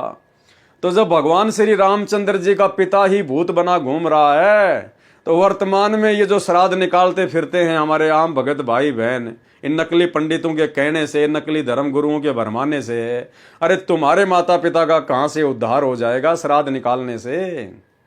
तो भाइयों और बहनों, सोचो, विचार करो, सतगुरु रामपाल जी परमेश्वर जी के यूट्यूब पर सत्संग सुनना शुरू करो। जिस कारण से भूत पितर योनि को प्राप्त हुए, जब सीता जी ने वनवास काल में अपने पूर्वजों के श्राद्ध किए, तो राजा दशरथ भी पितरों की पंक्ति में बैठे दिखाई दिए, भूत बना हुआ था। राजा दशरथ की मृत्यु क्रियावान यानी वर्तमान कर्म का फल था, स्वतंत्र कर्म का फल था। देख लो भाइयों और बहनों, स्वतंत्र कर्म क्या होते हैं और स्वतंत्र कर्मों का भोग कितना खतरनाक होता है, कितना जबरदस्त होता है। और सतलोक आश्रम मैनेजमेंट हरियाणा ने तो स्वतंत्र कर्मों की बाढ़ सी ला के रख दी है, बाढ़ सी लाकर। इनके साथ क्या बनेगा क्या नहीं बनेगा, वर्तमान में बनेगा या अगले जन्मों में बनेगा, क्योंकि पार होने वाले तो ये है नहीं इस मनुष्य योनि में। और जो जो इन्होंने स्वतंत्र कर्मों का दुरुपयोग किया और संगत से करवाया है, तो भाई उसी रेशियो में भोग भोगना पड़ेगा। क्योंकि सतलोक आश्रम मैनेजमेंट हरियाणा को स्वतंत्र कर्म करने और करवाने के लिए संगत ने प्रेरित किया है। अगर संगत इनका आर्थिक रूप से और शारीरिक रूप से सहयोग ना करती तो ये लोग किसी भी प्रकार से अपने कर्म नहीं फोड़ पाते। लेकिन संगत ने अंधी होकर इन कुपात्रों को गुरुदेव के ज्ञान को आधार ना बनाकर ज्योति और पाठ का जो पैसा दिया है, शारीरिक रूप से इन आश्रमों में जो सहयोग किया है, इन आश्रमों को बनाने के लिए जो जमीन दी है, जो पैसा दिया है, जो मजदूर बनकर ये लगे रहे, ये सारे के सारे इनके स्वतंत्र कर्म थे। इनका भोग सबको भोगना पड़ेगा। अरे गुरुदेव भगवान का गला बैठ गया ये कहते कहते कि गुरु बिन दान पुण्य जो कर ही मिथ्या होय कभू न फल ही। तुम्हारे गुरु जी तो जेल में बैठे हैं और दान लेने का अधिकारी केवल सुपात्र होता है, सुपात्र केवल सतगुरु है, सतगुरु जेल में बैठा है। तुम किसको दान दे रहे हो? इन आश्रमों में जाकर किसको दान दे रहे हो? किसको ज्योति पाठ दे रहे हो? किसको जमीन दान कर रहे हो? कुपात्रों को। गुरु बिन माला फेरते, गुरु बिन देते दान, गुरु बिन दोनों निष्फल है, चाहे पूछो वेद पुराण। अरे तुम्हारे गुरुदेव तो हिसार की जेल में बैठे हुए हैं, उनको तो 2 टाइम की रोटी और 2 जोड़ी कपड़े सरकार की तरफ से मिलते हैं। फिर तुम्हारा ये अरबों खरबों का दान कहाँ जा रहा है? ये राजनीति में जा रहा है, आरक्षणबाजी में जा रहा है, गुंडों की सीबीआई जांच में जा रहा है, अपने ऐसो आराम में जा रहा है। हाल ही एक भगत भाई जो कि धनाना आश्रम में गया हुआ था, वो प्लम्बर का काम करता था, तो गुरुजी का जो छोटा लड़का है मनोज, वो अपने घर पर कुछ काम करवाने के लिए, कुछ नल वगैरह की फिटिंग करवाने के लिए उस भगत को अपने घर पे ले जाता है। उस भगत ने बाद में बताया कि भगत जी मैं तो दंग रह गया, गुरुजी के छोटे बेटे की कोठी देखकर, इतना आलीशान मकान, इतने ऐसो आराम के साधन, भगत जी मैं तो दंग रह गया। मेरी आंखें फटी की फटी रह गई कि भाई संगत के दान का तो ये लोग यहां दुरुपयोग कर रहे हैं। गुरुदेव भगवान तो कहते हैं कि भगत को ये नाम लेने के बाद, 13वें पंथ में आने के बाद में बड़े बड़े आलीशान मकान बनाने की जरूरत नहीं है। घर तो 3.5 हाथ, घना तो पूणी 4, और इससे अधिक जो चाहता है उसको नहीं विचार। बोला भगत जी मेरे तो आंखें फटी की फटी रह गई, मैंने तो किसी मंत्री का मकान भी ऐसा नहीं देखा अपने जीवन में। ऐसा गजब का मकान इन्होंने संगत के दान से बना रखा है। और भगत जी उस घर में मुझे घुटन हो रही थी बहुत भयंकर कि मेरे प्राण ना निकल जाएं, क्योंकि वहां भक्तिकार गुरुदेव भगवान के आशीर्वाद का नामो निशान भी नहीं। तो भाई और बहनों, ये हो रहा है वर्तमान में स्वतंत्र कर्मों के दुरुपयोग के चलते। ऐसे ही जब पहले रोहतक के सिंहपुरा में जो आश्रम था, वहां पर जो भगत भाई बहन जाया करते थे, तो ऐसे ही गुरुदेव के घर पर, यानी उनकी जो पत्नी रहती है, जो कलियुगी पत्नी, जिसको आप लोग अनारो माई कहते हैं, उसके घर पर थोड़ा बहुत काम करने के लिए कुछ भगत चले गए। अब वहां भगतों ने देखा कि माई ने तो 30-40 कमरे बनवा रखे हैं, 30-40 कमरे। तो भगत ने गुरुदेव के ज्ञान आधार से पूछा कि माई रहने के लिए तो 1 या 2 कमरे बहुत होते हैं। गुरुदेव सत्संगों में बताते हैं, आपने इतने सारे कमरे क्यों बना रखे हैं? बोला मैं इनको किराए पे दूंगी, ये मकान में किराए पे चढ़ाऊंगी, ऐसे थोड़ी बनाए हैं।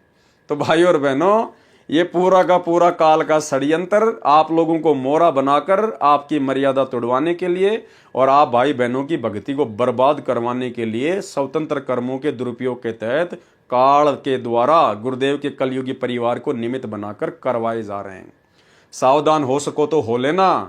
और जो भगत गुरुदेव के बेटे के साथ में, मनोज के साथ में उसकी आलीशान कोठी में जाके आया है, एक छोटी सी ऑडियो सुन लीजिए जब उसने किसी भगत भाई को ये बात बताई। सुनिए। हाँ भगत जी क्या बोल रहे थे आप बोलो, मैं रिकॉर्डिंग कर लिया। हाँ, गुरुजी के लड़के जो मनोज है ना, हाँ मनोज है या पता नहीं छोटे वाली है, पता नहीं किसके घर में, तो उनके यहाँ घर पे गए होंगे वो। हाँ तो वो बता रहे थे कि वहाँ पे घर पे रुकने का वो चोटी लगाने गए, उनकी वहाँ उनको बोल दिया, वो प्लम्बर का काम कर रहे थे वहाँ धनाना में, तो धनाना से वहाँ बुलाया हुआ वहाँ लगाने के लिए, तो वहाँ चोटी लगा के आए, तो VIP चोटी थी, वहाँ गए लगाने के लिए। तो वो कह रहे थे कि बहुत बेहतरीन VIP कोठी बना रखी है आउटसाइड में, जो किसी को पता ना हो वहाँ पे। अच्छा में। हाँ। तो ये मतलब सारे भक्तों के पैसे से हो रहा है भगत जी, मतलब है नी?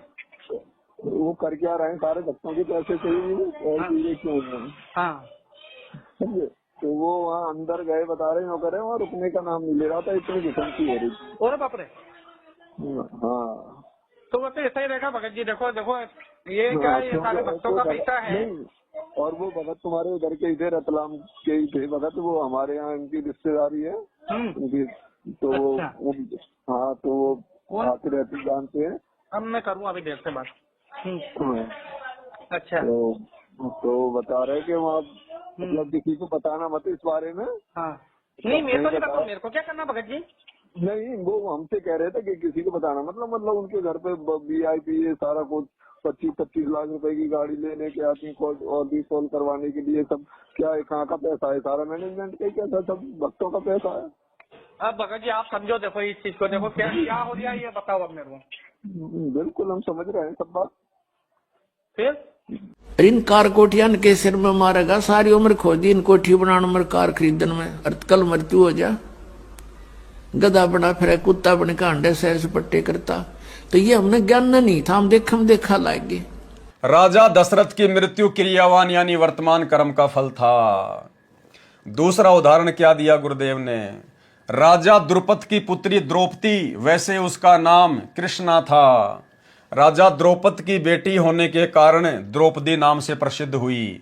द्रौपदी कंवारी थी। उसके पिताजी ने एक नदी के किनारे स्त्रियों के स्नान के लिए जनाना घाट बनवा रखा था। गर्मी का मौसम था। द्रौपदी प्रतिदिन की तरह अपनी सैकड़ों सहेलियों के साथ उस दरिया के घाट पर स्नान करने गई तो देखा एक साधु दरिया के अंदर सीने तक गहरे जल में खड़ा था, हाथ इधर उधर चला रहा था। द्रौपदी ने कुछ देर संत की क्रिया को देखा तो लगा कि साधु स्नान नहीं कर रहा। किनारे पर देखा तो वस्त्र नहीं रखे थे, वह साधु अंधा था। घाट से लगभग 100 फुट दूरी पर दरिया में स्नान करने के मकसद से आया हुआ था। उसको ये नहीं ज्ञान था कि आसपास कोई जनाना घाट यानी लेडीज घाट है। जब लड़कियों की आवाज सुनाई दी तब उसको समझते देर नहीं लगी कि तू गलत स्थान पर आ गया है। राजा की स्त्रियों के स्नान का स्थान आसपास है। शर्म के मारे वह संत दरिया में गहरे पानी में चला गया। छाती तक गहरे पानी में जाकर खड़ा हो गया। उसके पास एक कोपीन 6 इंच चौड़ा 2 फुट लंबा कपड़ा जो पर्दे पर साधु बांधते हैं उसको कोपीन भी कहते हैं, दूसरी नहीं थी। अन्य कोई वस्त्र नहीं था। स्नान करके उसको कुछ देर घास पर डालकर सुखाकर पुनः बांध लेता था या गर्मी के मौसम में पहने ही सूख जाती थी। उस दिन वह कोपीन दरिया के पानी में बह गई। संत नग्न जल में खड़ा खड़ा आसपास हाथों को हिला रहा था कि कोई कपड़ा बहता हुआ आ जाए तो बाहर जाने योग्य बनूं। उस घाट के नीचे की ओर यानी जिधर पानी बहकर जा रहा था उस ओर पानी में संत स्नान कर रहा था। द्रौपदी बुद्धिमान तथा भगत आत्मा थी। पहले तो द्रौपदी ने विचार किया था कि स्नान करके संत से परमात्मा की चर्चा करूंगी। स्नान करने के बाद भी देखा कि संत तो उसी स्थिति में खड़ा है तो समझते देर नहीं लगी। बहन द्रौपदी ने अपनी साड़ी से 8-9 इंच चौड़ा और 3-4 फुट लंबा टुकड़ा फाड़कर दरिया में छोड़ दिया, परंतु संत के हाथ नहीं लगे। ध्यान देना भाई और बहनों, शिक्षा लेनी, हमने शिक्षा लेनी है। द्रौपदी को समझते देर नहीं लगी कि साधु महात्मा नंगा है, लगता है इसका कपड़ा बह गया। शर्म के मारे बाहर निकलना नहीं चाहता, कहीं ऐसा ना हो कि पानी का बहाव तेज हो जाए और ये बह जाए। हालांकि वो तो परमात्मा थे, लीला कर रहे थे, लेकिन द्रौपदी तो एक आत्मा थी, एक जीव थी, उसको तो नहीं पता था इस बात का। उन्होंने तो एक अंधा महात्मा ही समझा। तो द्रौपदी ने क्या किया, अपनी साड़ी का पल्लू फाड़ फाड़ कर कोपीन की साइज का, एक टोवेल की साइज का, और उस संत की तरफ यूं छोड़ना शुरू कर दिया। लेकिन वो कपड़ा पानी में दूर से बह जाता, उस अंधे महात्मा को हाथ नहीं लग रहा था। ऐसा द्रौपदी ने 7-8 बार किया, 7-8 बार। अंत में द्रौपदी ने क्या किया, फिर से कपड़ा फाड़ा और जंगल से एक लंबी सी लकड़ी लेके आई, उसके आगे के सिरे पर कपड़ा बांधा और संत महात्मा के पास में यूं कर दिया दूर से। उसने आवाज नहीं लगाई, कहीं आवाज लगाऊंगी तो शर्म के मारे महाराज जी पानी में गहरा ना चला जाए, डूब ना जाए। तो द्रौपदी ने लकड़ी के सारे वो कपड़ा उस अंधे महात्मा के पास में कर दिया। अंधा महात्मा हाथ मार ही रहा था, तुरंत कपड़ा उसने पकड़ लिया और जब उसने कपड़ा देखा उसकी साइज वाइज, तो उसने देखा कि भाई ये कपड़ा वैसे बह के नहीं आया, ये तो किसी बहन बेटी ने तुझे देखकर, तेरी परिस्थिति को देखकर और एक साइज का बिल्कुल काट के भेजा है। उसने अपने गुप्तांग के ऊपर कोपीन बांधा और बाहर निकला और उसने आशीर्वाद दिया कि बेटी, जिस प्रकार से आज तूने मेरी इज्जत रक्षा की है, परमात्मा एक दिन तेरी भी इज्जत रक्षा करे। तो भाई और बहनों, ध्यान देने योग्य बात क्या है, द्रौपदी ने 7-8 बार अपनी साड़ी फाड़ फाड़ के उस साधु महात्मा को दी, यानी उसने दान दिया साड़ी का, लेकिन वो कपड़ा उसके हाथ नहीं लगा। द्रौपदी ने तो दान कर दिया, उसने तो साड़ी फाड़ दी, लेकिन उस महात्मा के हाथ नहीं लगा। अंत में एक कपड़ा उस महात्मा के हाथ लगा और उसी कपड़े के प्रतिफल में परमात्मा ने उसकी साड़ी बढ़ाई।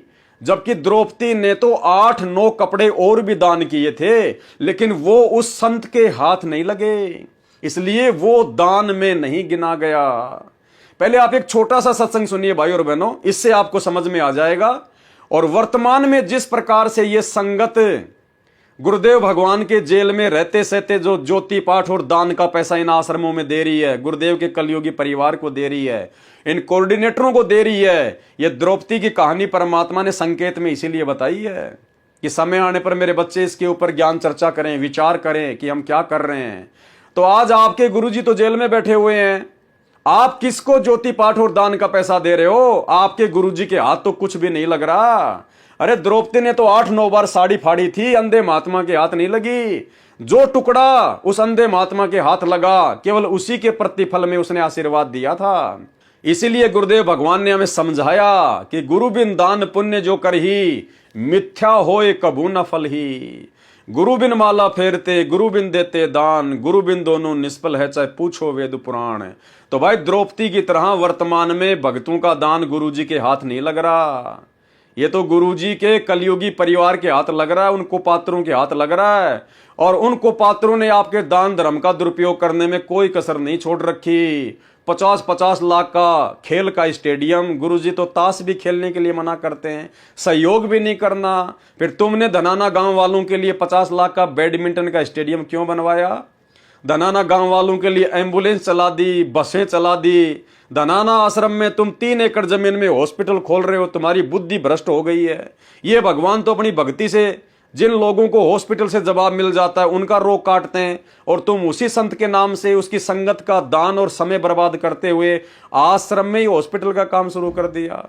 गुंडों की सीबीआई जांच, गुंडों को सीबीआई जांच के लिए 5-5 लाख रुपए देना, आरक्षणों में भक्तों को बैठाना, करोड़ों रुपए आरक्षण वालों को देना। तो भाई और बहनों समझ जाओ, नहीं तो दुर्गति तैयार है। तो सुनिए छोटा सा सत्संग। द्रौपदी ने 7-8 बार साड़ी फाड़ी, लेकिन अंधे महात्मा के हाथ नहीं लगी। अंत में एक टुकड़ा हाथ लगा, और गुरुदेव कह रहे उसी एक टुकड़े के प्रतिफल में, उन 8-9 टुकड़ों के प्रतिफल में नहीं, जो उस महात्मा के हाथ लगा जो दान, केवल उसी के प्रतिफल में द्रौपदी का चीर परमात्मा ने बढ़ाया था। तो भाई हमारे पूज्य गुरुदेव तो हिसार जेल में बैठे हैं, तुम्हारा ज्योति पाठ का पैसा कहां जा रहा है महापुरुषों? सुनिए सत्संग। धर्म बिना धापे नहीं ये प्राणी प्रपंच, आस बिरानी क्यों कर रत्न दिया हो तो संच। यदि पहले दान किया तो आज मिलेगा, अन्यथा चाहे सिर पटक ले, चाहे कितने किसी प्रकार की तू अन्य साधना कर ले। हाँ, ये मान लीजिए तेरे भाग्य में नहीं है, पूर्व में दान नहीं कर पाया, तो अब आपको तरीका बताया जा रहा है, ऐसे कीजिए। प्रमाण है कि जैसे द्रौपदी ने उसी जन्म में एक अंधे महात्मा को एक बिल्हाता अर्थात 8-9 इंच का एक कपड़ा लंगोट टाइप, कोपीन टाइप बना के पाड़ के दिया था। यानी वैसे तो उसने लगभग सारी साड़ी पाड़ के डाल दी थी नदी में। अंधा महात्मा था, हाथ नहीं लग गया, वह एक लकड़ी के लपेट के उसके हाथ के लगा दिया। अर्थात उस इतने के कपड़े का दान का इसी जन्म में भी परमात्मा ने उसको लाभ दे दिया, क्योंकि वो सुपात्र को दान किया गया था। वो परमात्मा कहता है कि जो जन मेरी शरण है ताका हूं मैं दास, गेल गेल ला गया फिरूं जब तक धरती आकाश। बहन द्रौपदी ने अपनी साड़ी से 8-9 इंच चौड़ा और 3-4 फुट लंबा टुकड़ा फाड़कर दरिया में छोड़ दिया, परंतु संत के हाथ नहीं लगा। ऐसे ऐसे 7-8 टुकड़े साड़ी से फाड़ फाड़ कर डाले, परंतु व्यर्थ रहे। क्या कह रहे हैं गुरुजी? परंतु व्यर्थ रहे, बेकार गया वो दान, क्योंकि संत के हाथ नहीं लगा, क्योंकि संत को दिखाई नहीं दे रहा था। लड़की होने के नाते द्रौपदी बोलना नहीं चाहती थी कि कहीं मेरे बोलने से संत शर्म के मारे और गहरा दरिया में चला न जाए। आगे दरिया बहुत गहरी है, पानी का बहाव भी बहुत तेज है। बहन द्रौपदी ने एक टुकड़ा और फाड़ा, यानी साड़ी आधे से अधिक फाड़ दी और जंगल से एक लंबी लकड़ी उठाकर उसके सिरे से कपड़े का टुकड़ा लपेटकर संत के हाथों के पास कर दिया। संत के हाथों से कपड़ा लगा तो तुरंत पकड़ लिया। पहले तो सोचा कि किसी बहन बेटी का कोई कपड़ा बहकर आ गया होगा, परंतु कोपीन आकार का कपड़ा हाथों से पहचान कर समझ गया कि किसी बेटी ने अपनी साड़ी फाड़कर कोपीन बनाई है। संत ने कहा, हे बेटी, तेरा भला करे करतार, तूने मेरे पर्दे की ओट करके मेरी लाज रखी है। तेरे को परमात्मा अनंत वस्त्र दे तथा तेरे पर्दे गुप्तांग की लाज रखे। क्योंकि सतगुरु रामपाल जी भगवान को पता था, इस कबीर परमात्मा को पता था कि आगे चलकर मेरी इस प्यारी आत्मा के साथ में बदतमीजी की जाएगी काल प्रेरणा से, इसको निर्वस्त्र भरी सभा में किया जाएगा। तो परमेश्वर अपनी ऐसी आत्माओं के पिछली भक्ति के कारण परमात्मा कोई न कोई बहाना बनाकर सतगुरु रामपाल जी भगवान, ये कबीर भगवान, अपनी आत्माओं के प्रारब्ध में अच्छे कर्म लिखवा देता है, कर देता है। तो ये बहन द्रौपदी का स्वतंत्र कर्म था, उस अंधे महात्मा को दान करना अपनी साड़ी का, ये बहन द्रौपदी का स्वतंत्र कर्म था। लेकिन उसका दान सुपात्र के हाथ में लग गया। अगर किसी कुपात्र के हाथ में लग जाता तो बहन द्रौपदी की इज्जत रक्षा नहीं होती।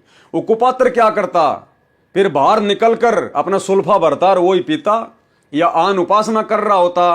तो बहन द्रौपदी को कुपात्र को साड़ी दान करने के कारण किसी प्रकार का कोई लाभ नहीं होता, लेकिन उसने सुपात्र को दान किया। तो भाई भक्तों, सुपात्र तो वर्तमान में हिसार जेल में बैठा है, बाकी तो सब कुपात्री कुपात्र हैं। और कुपात्रों को जाकर आश्रमों में जो तुम दान पुण्य कर रहे हो, ज्योति पाठ का पैसा दे रहे हो, आश्रमों के लिए जमीन दे रहे हो, ये तुम्हारे स्वतंत्र कर्म का दुरुपयोग करवा रहा है काल, दुरुपयोग।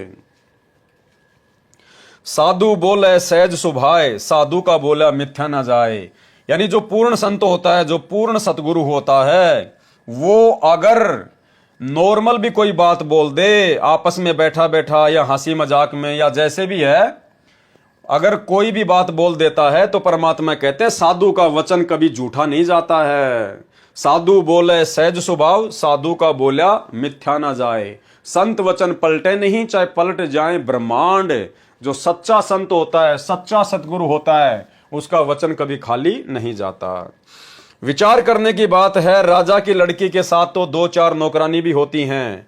द्रौपदी उनको भी कह सकती थी कि तुम अपनी साड़ी से कपड़ा फाड़कर डाल दो, परंतु उसको अध्यात्म ज्ञान था तथा पूर्व जन्म का शुभ संस्कार था, जिस कारण से उसने विचार किया कि मैं रोटी खाऊंगी तो मेरा पेट भरेगा, बांदी खाएगी तो बांदी का पेट भरेगा, यानी मैं दान करूंगी तो मुझे लाभ होगा, बांदी दान करेगी तो उसको लाभ होगा। द्रौपदी ने इसलिए यह अवसर हाथ से नहीं जाने दिया। संत कोपीन बांधकर चला गया, लड़कियां पहले चली गई थी। द्रौपदी का विवाह अर्जुन के साथ हुआ। माता की आज्ञा अनुसार वह 5 पांडवों की पत्नी बनी। जिस समय राजा युधिष्ठिर जुए के खेल में दुर्योधन से सर्व राज तथा द्रौपदी को भी हार गए, तब भरी सभा में दुर्योधन ने द्रौपदी को नंगी करने की योजना बनाई। दुर्योधन ने अपने भाई दुशासन से कहा कि द्रौपदी को नंगा करके मेरी जांग पर बैठा। सभा में 5 पांडव, 101 कौरव तथा गुरु द्रोणाचार्य, दानवीर कर्ण, भीष्म पितामह, चाचा विदुर तथा अन्य सेनापति उपस्थित थे।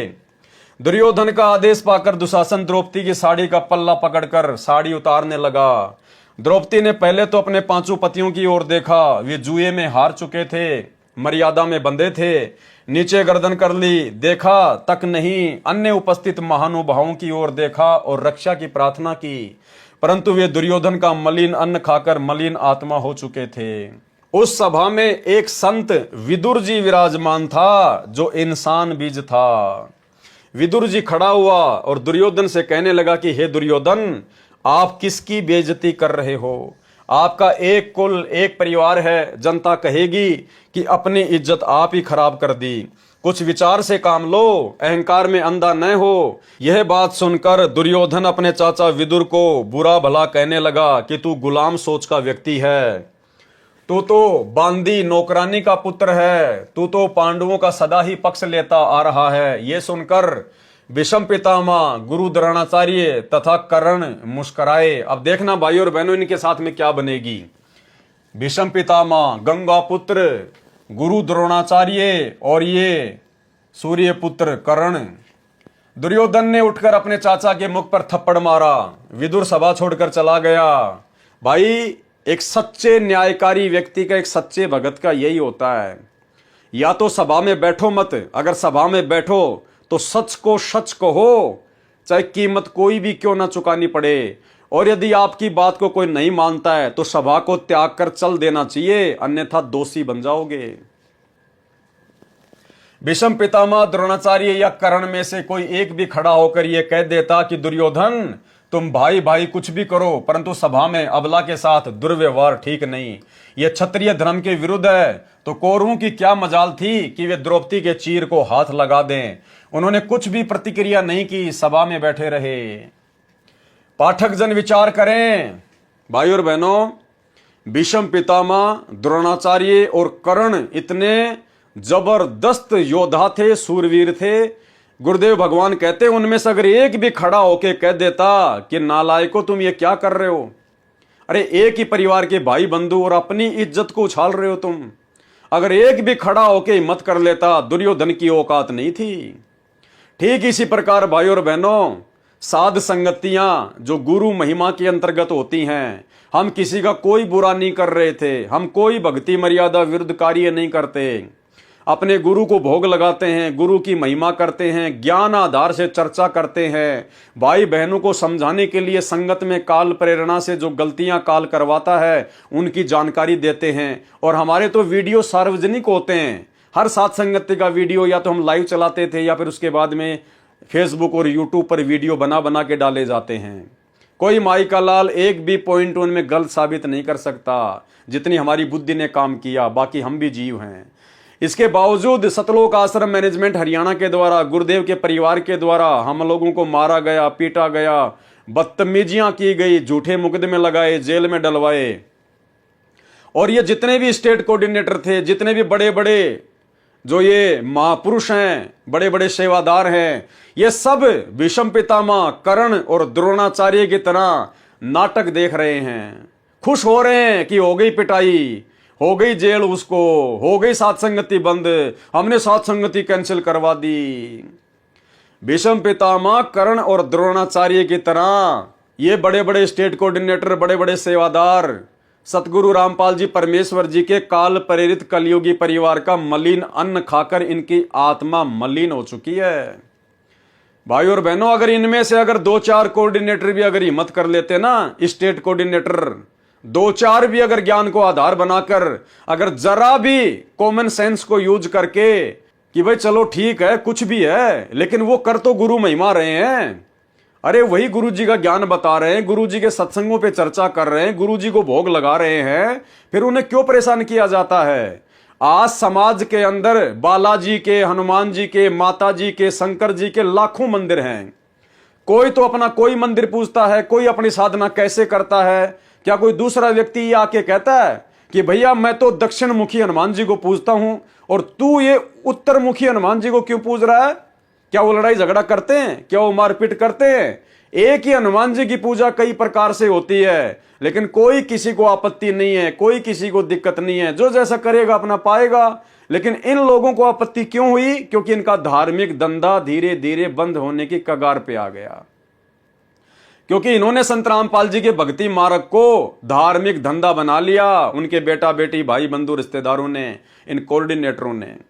अगर 2-4 स्टेट कोऑर्डिनेटर या मुख्य सेवादार भी, जिनके ऊपर संगत विश्वास करती है नादानी में, अगर वो हिम्मत करके खड़े हो जाते और सात संगतियों के पक्ष में आ जाते, क्योंकि सात संगतियां सत्य हैं और सत्य का पक्ष लिया जाता है, तो गुरुजी के बेटा बेटी गिर गुरुजी के भाई की औकात नहीं है। उसके बाद फिर वो सात संगतियों को बंद करवा दें, सात संगतियों में मारपीट करवा दें, या पुलिस वालों को शराब पिला के उनको पैसे दे के सात संगतियों में भेजकर सत्सेवक भाई बहनों की पिटाई करवाएं। जिस प्रकार से दिल्ली की सात संगतें में पुलिस वालों को शराब पिलाकर भक्तों की मार पिटाई जो है वो करवाई गई। तो भाई और बहनों, इनके साथ में क्या बनेगी?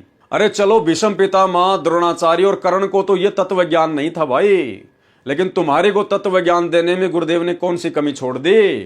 तो भाई संभल के रहना, कर्म तुम्हारे बिगड़ चुके हैं, तुमने स्वतंत्र कर्मों का दुरुपयोग किया है। आने वाले समय में क्या होगा, सावधान हो जाना।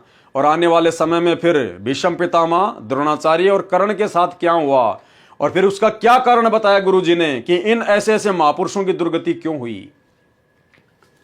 परंतु सभा में अबला के साथ दुर्व्यवहार ठीक नहीं है, यह क्षत्रिय धर्म के विरुद्ध है। तो कौरवों की क्या मजाल थी कि वे द्रौपदी के चीर को हाथ लगा दें। उन्होंने कुछ भी प्रतिक्रिया नहीं की, सभा में बैठे रहे। पाठक जन विचार करें, उनका सभा में बैठे रहना क्या दर्शाता है? उनके मन की घोर नीचता, सामने द्रौपदी को नंगा करने का प्रयत्न। भीष्म पितामह, कर्ण, द्रोणाचार्य सहित सर्व सभासद तमाशा देख रहे थे। वे द्रौपदी के गुप्तांग को देखने के लिए बैठे थे। क्या कह रहे हैं गुरुदेव भगवान? वे द्रौपदी के गुप्तांग को देखने के लिए बैठे हुए थे, उसके अंगों को देखने के लिए। उनके मन में दोष था, यह स्पष्ट है। और वहां क्या रीछ नचाया जा रहा था? यही कारण था कि तीनों, द्रोणाचार्य, भीष्म पितामह और कर्ण, बाणों से छलनी किए गए। अंत में क्या दुर्गति हुई उनकी? बाणों से छलनी किए गए। उन्होंने सत्य का साथ नहीं दिया, उनके मन में दोष था, उन्होंने झूठों का साथ दिया। ये जितने भी स्टेट कोऑर्डिनेटर हैं, जितने भी बड़े बड़े सेवादार हैं, इन सब के मन में दोष है, स्वार्थ है, लालच है। काल प्रेरणा से इन्होंने कभी भी साथ संगत वालों का सत्य आधार से पक्ष नहीं लिया। और ये सतलोक आश्रम मैनेजमेंट हरियाणा वालों का, गुरुदेव के परिवार वालों का मलिन अन्न खाकर इन सब की बुद्धि भीष्म पितामह, द्रोणाचार्य और कर्ण की तरह गंदी हो चुकी है। यही कारण था कि तीनों, द्रोणाचार्य, भीष्म तथा कर्ण, बाणों से छलनी किए गए थे। क्योंकि भाई और बहनों, ये उनका स्वतंत्र कर्म था, ये उन तीनों का स्वतंत्र कर्म था। वो चाहते तो हिम्मत करके उस बहन को निर्वस्त्र होने से बचा भी सकते थे, और परमात्मा के अजाब से वो बच जाते, कहर से वो बच जाते, लेकिन उन्होंने अपने स्वतंत्र कर्म का दुरुपयोग किया। ठीक इसी प्रकार ये स्टेट कोऑर्डिनेटर और बड़े बड़े सेवादार, इन्होंने भी अपने स्वतंत्र कर्मों का दुरुपयोग किया। जबकि पवन दास के वीडियो ये लोग सबसे पहले देखते हैं, सब देखते हैं, उसके बाद ही तो ये संगत को भ्रमित करते हैं कि उसके वीडियो मत देखो। क्योंकि इनको पता है कि अगर पवन दास के वीडियो किसी ने देख लिए, भाई सच्चाई से परिचित हो जाएगा, हमारे अज्ञान और पाखंड का उनको पता चल जाएगा। फिर आश्रम में कौन आएगा, ज्योति पाठ का पैसा कौन देगा, हमारा धंधा कैसे चलेगा। इसीलिए तो इन लोगों ने मुझ पवन दास के वीडियो देखने से संगत को डराया, मना किया, धमकाया, गुरुद्रोही कर दिया जाएगा, तुम्हें आश्रम में नहीं आने दिया जाएगा। अरे परमात्मा कहते हैं, कहे कबीर सोए जन मेरा, जो नीर खीर का करे निबेरा। गुरुदेव तो कहते हैं कि मेरे भक्ति मार्ग में मेरा भगत तो वो है कि जो दोनों तरफ की बातों को देखे, सोचे, समझे और फिर मेरे ज्ञान आधार से निर्णय करे क्या सही और क्या गलत है। खुद हमारे सतगुरुदेव भगवान ने नकली संतों के सत्संग दिखा दिखा के, इनके कैसेट दिखा दिखा के, इनके सत्संग दिखा दिखा के, इनके पुस्तकें दिखा दिखा के आप और हमारे को भक्ति मार्ग पर सत्य से परिचित कराया है। अगर हम खाली अपने गुरुदेव का देखते रहते और दूसरे पंथों के अज्ञान को ना देखते तो हम कभी भी इतने दृढ़ नहीं होते। लेकिन गुरुदेव ने दोनों तरफ की बातें दिखाई है। एक असली जज वही होता है जो दोनों तरफ की बातें सुन के उसके बाद में फैसला लेता है। लेकिन यहां तो संगत को दूसरे पक्ष, साथ संगत वालों के वीडियो देखने के लिए डराया जा रहा है, धमकाया जा रहा है। अरे क्या संत रामपाल जी भगवान का ज्ञान इतना कमजोर है तुम लोगों की दृष्टि में? अगर पवन दास के वीडियो देख लेंगे तो भक्ति से दूर हो जाएंगे। अरे भैया, इतना ज्ञान कमजोर नहीं है पूज्य गुरुदेव भगवान का। ये तो तत्व ज्ञान है। और ज्ञान सब ज्ञान अड़ी, कबीर ज्ञान सो ज्ञान, जैसे घोड़ा तोप का करता चले मैदान। लेकिन तुमको चिंता तुम्हारे धार्मिक धंधे की कि पवन दास के यदि सत्य वीडियो किसी ने देख लिए तो भगत तो फिर इन आश्रमों की तरफ मुंह करके भी नहीं सोएगा। लेकिन भाई कब तक निभेगी, कब तक निभेगी? ज्यादा दिन नहीं है। यही कारण था कि तीनों द्रोणाचार्य, भीष्म तथा कर्ण बाणों से छलनी किए गए थे। ये उनको उसी जन्म के कर्म का पाप फल था। ये उन तीनों को उसी जन्म के स्वतंत्र कर्म का परिणाम भोगना पड़ा। उनको दुर्योधन को रोकना चाहिए था, यदि नहीं तो सभा छोड़कर चला जाना चाहिए था। इसी प्रकार इन स्टेट कोऑर्डिनेटरों को, बड़े बड़े सेवादारों को जो इन आश्रमों में रहते हैं, इनको मैनेजमेंट वालों को रोकना चाहिए था, गुरुदेव के परिवार वालों को समझाना चाहिए था कि नालायको वो क्या गलत कर रहा है। अरे वो बेचारा तुम्हारे तो बाप के गुण गा रहा है, तुम्हारे तो गुरु का गुण गा रहा है, और वो कर क्या रहा है, कौन सा वो आसाराम की बातें बता रहा है।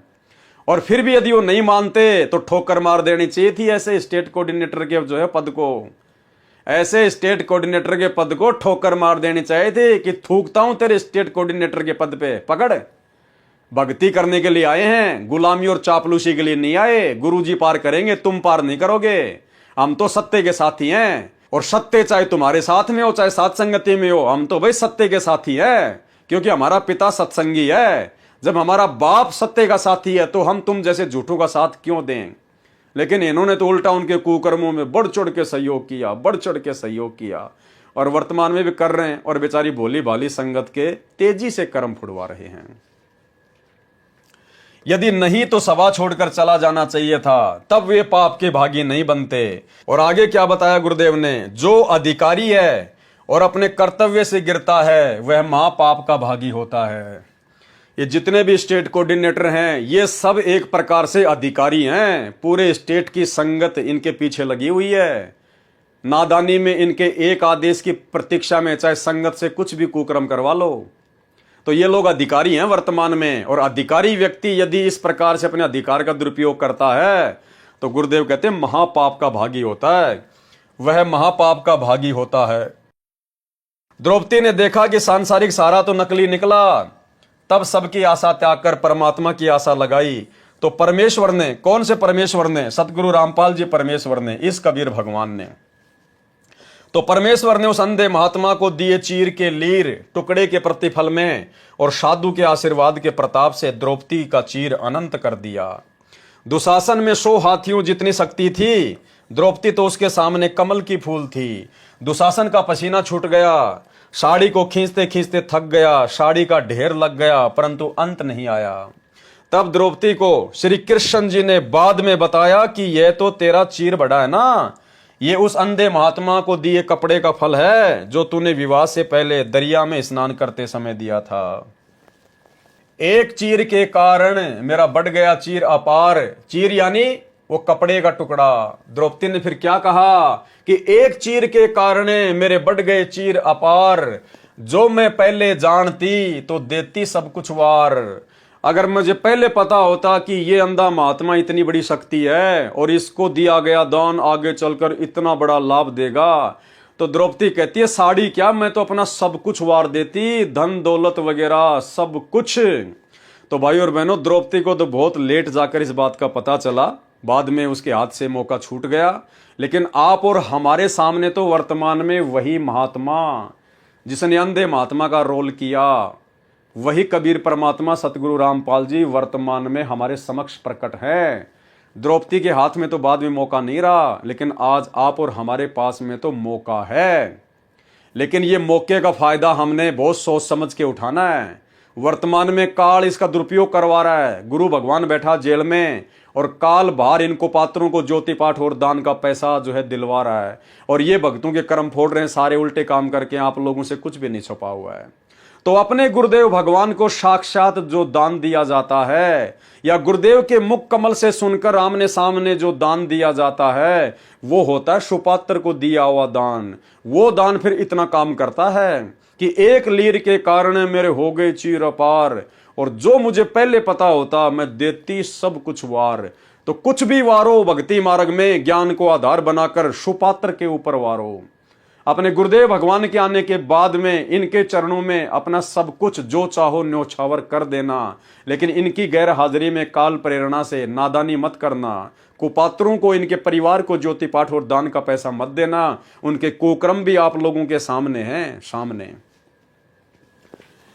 एक चीर के कारण बढ़ गए चीर अपार, जो मैं पहले जानती तो देती सर्वस्वार, न्योछावर कर देती। ये कर्म फल द्रौपदी को उसी जन्म के कर्म का फल मिला। ये द्रौपदी का स्वतंत्र कर्म था जो उसने उसी जन्म में किया, और उसका शुभ परिणाम भी उसको उसी जन्म में मिल गया। परमात्मा ने उसको निर्वस्त्र होने से बचाया। यह एक आध विशेष आत्मा के साथ ही होता है। कर्म फल को समझने के लिए उपरोक्त उल्लेख पर्याप्त है। गुरुदेव कह रहे बहुत कुछ समझा दिया, समझदार को संकेत काफी होता है। आप और हम कोई आम व्यक्ति नहीं है, आम प्राणी नहीं है। गुरुदेव ने हमें 30 साल से भक्ति मार्ग में, तत्व ज्ञान में रंग दिया। अब हमने संकेतों को समझ लेना चाहिए। अब परमेश्वर को हम इतना दुखी ना करें। अब हमें परमेश्वर के संकेत समझ में आ जाने चाहिए। शब्द सैन सतगुरु की पहचान है, वो पावे अटल सुहाग रे। प्रश्न, क्या प्रारब्ध कर्म जो भाग्य में लिखा है बदला जा सकता है? यानी काल ने जो हमारे भाग्य में लिख दिया, जो 75% पाप और पुण्य का रेशियो निकाल के जो जीव को भोगना ही होता है, तो सवाल करता कह रहा है कि क्या वो प्रारब्ध कर्म जो भाग्य में लिखा है उसको बदला जा सकता है? उत्तर दिया गुरुदेव ने, जब पूर्ण संत जो परमेश्वर कबीर जी स्वयं या उनका कृपा पात्र संत मिल जाता है। अब यहां पर उनका कृपा पात्र संत लिखना गुरुदेव भगवान के लिए वर्तमान में थोड़ी सी मजबूरी है, क्योंकि डायरेक्ट उनको कोई परमात्मा नहीं मान सकता, इसलिए ये अपने आप को छुपाते हैं, अपने आप को पूर्ण परमात्मा का संत कहकर अपने आप को छुपाते हैं, जबकि ये स्वयं ही पूर्ण परमात्मा है। जब पूर्ण संत जो परमेश्वर कबीर जी स्वयं या उनका कृपा पात्र संत मिल जाता है, तो पाप कर्म जो प्रारब्ध में हैं या संचित कर्मों में हैं, वह सत्य साधना से समाप्त हो जाता है। यानी जब आप सच्चे पूर्ण संत कबीर परमेश्वर की शरण में आ जाते हो, उपदेश ले लेते हो, क्योंकि भाइयों और बहनों, एक समय में पृथ्वी पर एक ही संत होता है, और वो केवल स्वयं कबीर भगवान ही होता है, पूर्ण परमात्मा होता है। एक समय में पृथ्वी पर एक ही संत होता है। सुनिए, इसलिए हमने उन नकली सतगुरुओं से बात नहीं बनेगी। एक समय में एक ही सतगुरु होता है। जैसे परमात्मा जब आए थे, उन्होंने किसी को भी नाम देने का आदेश नहीं दिया था और स्वयं ही उपदेश दिया करते थे। 64 लाख से सुन के हो गए थे, उन सब के स्वयं ही गुरु थे, स्वयं ही सतगुरु थे। और एक समय में एक ही संत होता पूरी पृथ्वी पे, उस परमेश्वर का। वैसे तो ये अन्य उपासना बताने वालों की तो गिनती ही नहीं है। और वो परम संत आज वर्तमान में सतगुरु रामपाल जी परमेश्वर हैं, ये पूर्ण कबीर साहिब है। तो जो इनकी शरण में आ जाता है, उसके बाद में काल ने हमारे भाग्य में संचित कर्मों से पाप और पुण्य निकालकर जो 75% हमारा प्रारब्ध बना दिया, भाग्य बना दिया है, उसको हल्का किया जा सकता है। उन प्रारब्ध कर्मों को काटा जा सकता है, उनको चेंज किया जा सकता है। सतगुरु जो चावे सो कर ही, 14 कोटि दूत यम डर ही, ओत भूत जम त्रास निवारे, और चित्रगुप्त के कागज फाड़े। ये 75% जो चित्रगुप्त के द्वारा काल ने जो हमारे प्रारब्ध कर्म लिखवा दिए, सतगुरु उनको फाड़ सकता है, और किसी की औकात नहीं, किसी के बस की बात नहीं है। जब पूर्ण संत जो सतगुरु परमेश्वर कबीर जी स्वयं या उनका कृपा पात्र संत मिल जाता है, तो पाप कर्म जो प्रारब्ध में है या संचित कर्मों में है, वह सत्य साधना से समाप्त हो जाता है। कबीर जब ही सतनाम हृदय धर्यो, भयो पाप को नाश, जैसे चिनगी अग्नि की पड़े पुराने घास। गरीब मासा घटे ना तिल बदे, विदना लिखे जो लेख। विदना यानी इस काल ने, इस धर्मराज ने जो लेख लिख दिए 75%, कहते हैं जब तक आप पूर्ण संत की शरण में नहीं आओगे, मासा घटे ना, मासा यानी थोड़ा सा भी, और तिल बदे यानी तिल के जितना भी कोई उनके अंदर बदलाव नहीं कर सकता, बढ़ा नहीं सकता। गरीब मासा घटे ना तिल बदे, विधाता लिखे जो लेख, साचा सतगुरु मेट कर ऊपर मार दे मेख। गरीब जम जोरा जासे डरे, मिटे कर्म के लेख, अदली असल कबीर है कुल के सतगुरु एक। मिटे कर्म के लेख, चित्रगुप्त के कागजों का लेख मिटा देता है सतगुरु। जब तक पूर्ण संत कबीर जी की भक्ति नहीं करता और करवाता है, तब तक कबीर जी ने कहा है, कर्म रेख टारी न टरे।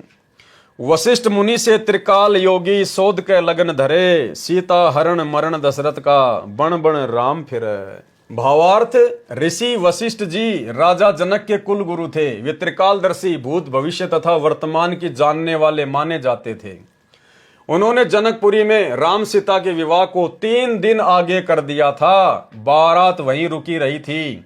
उसी के पश्चात बारात को 3 दिन रोकने की परंपरा शुरू हुई थी, जो कालांतर में समाप्त प्राय हो चुकी है, जो वर्तमान में समाप्त हो चुकी है।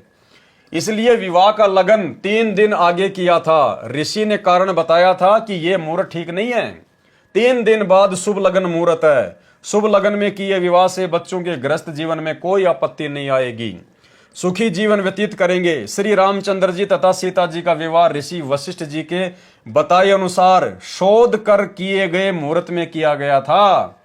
कबीर परमेश्वर जी ने बताया कि उस शुभ लगन से भाग्य अर्थात प्रारब्ध में कोई परिवर्तन नहीं हुआ। विवाह के तुरंत पश्चात श्री रामचंद्र तथा सीता व लक्ष्मण का वनवास हुआ। वन से सीता का अपहरण हुआ। श्री रामचंद्र जी वन वन भटक रहा था। पुत्र वियोग में राजा दशरथ की मृत्यु हो गई, घर में कहर हो गया। पूर्ण संत बिना कर्म का फल भोगना ही पड़ता है। कर्म बोध पेज नंबर 165 पर। कबीर कर्म फांस छूटे नहीं, के तो करो उपाय, सदगुरु मिले तो उबरे, नहीं तो परले जाए। कबीर सागर के अध्याय कर्मबोध का सारांश संपूर्ण हुआ।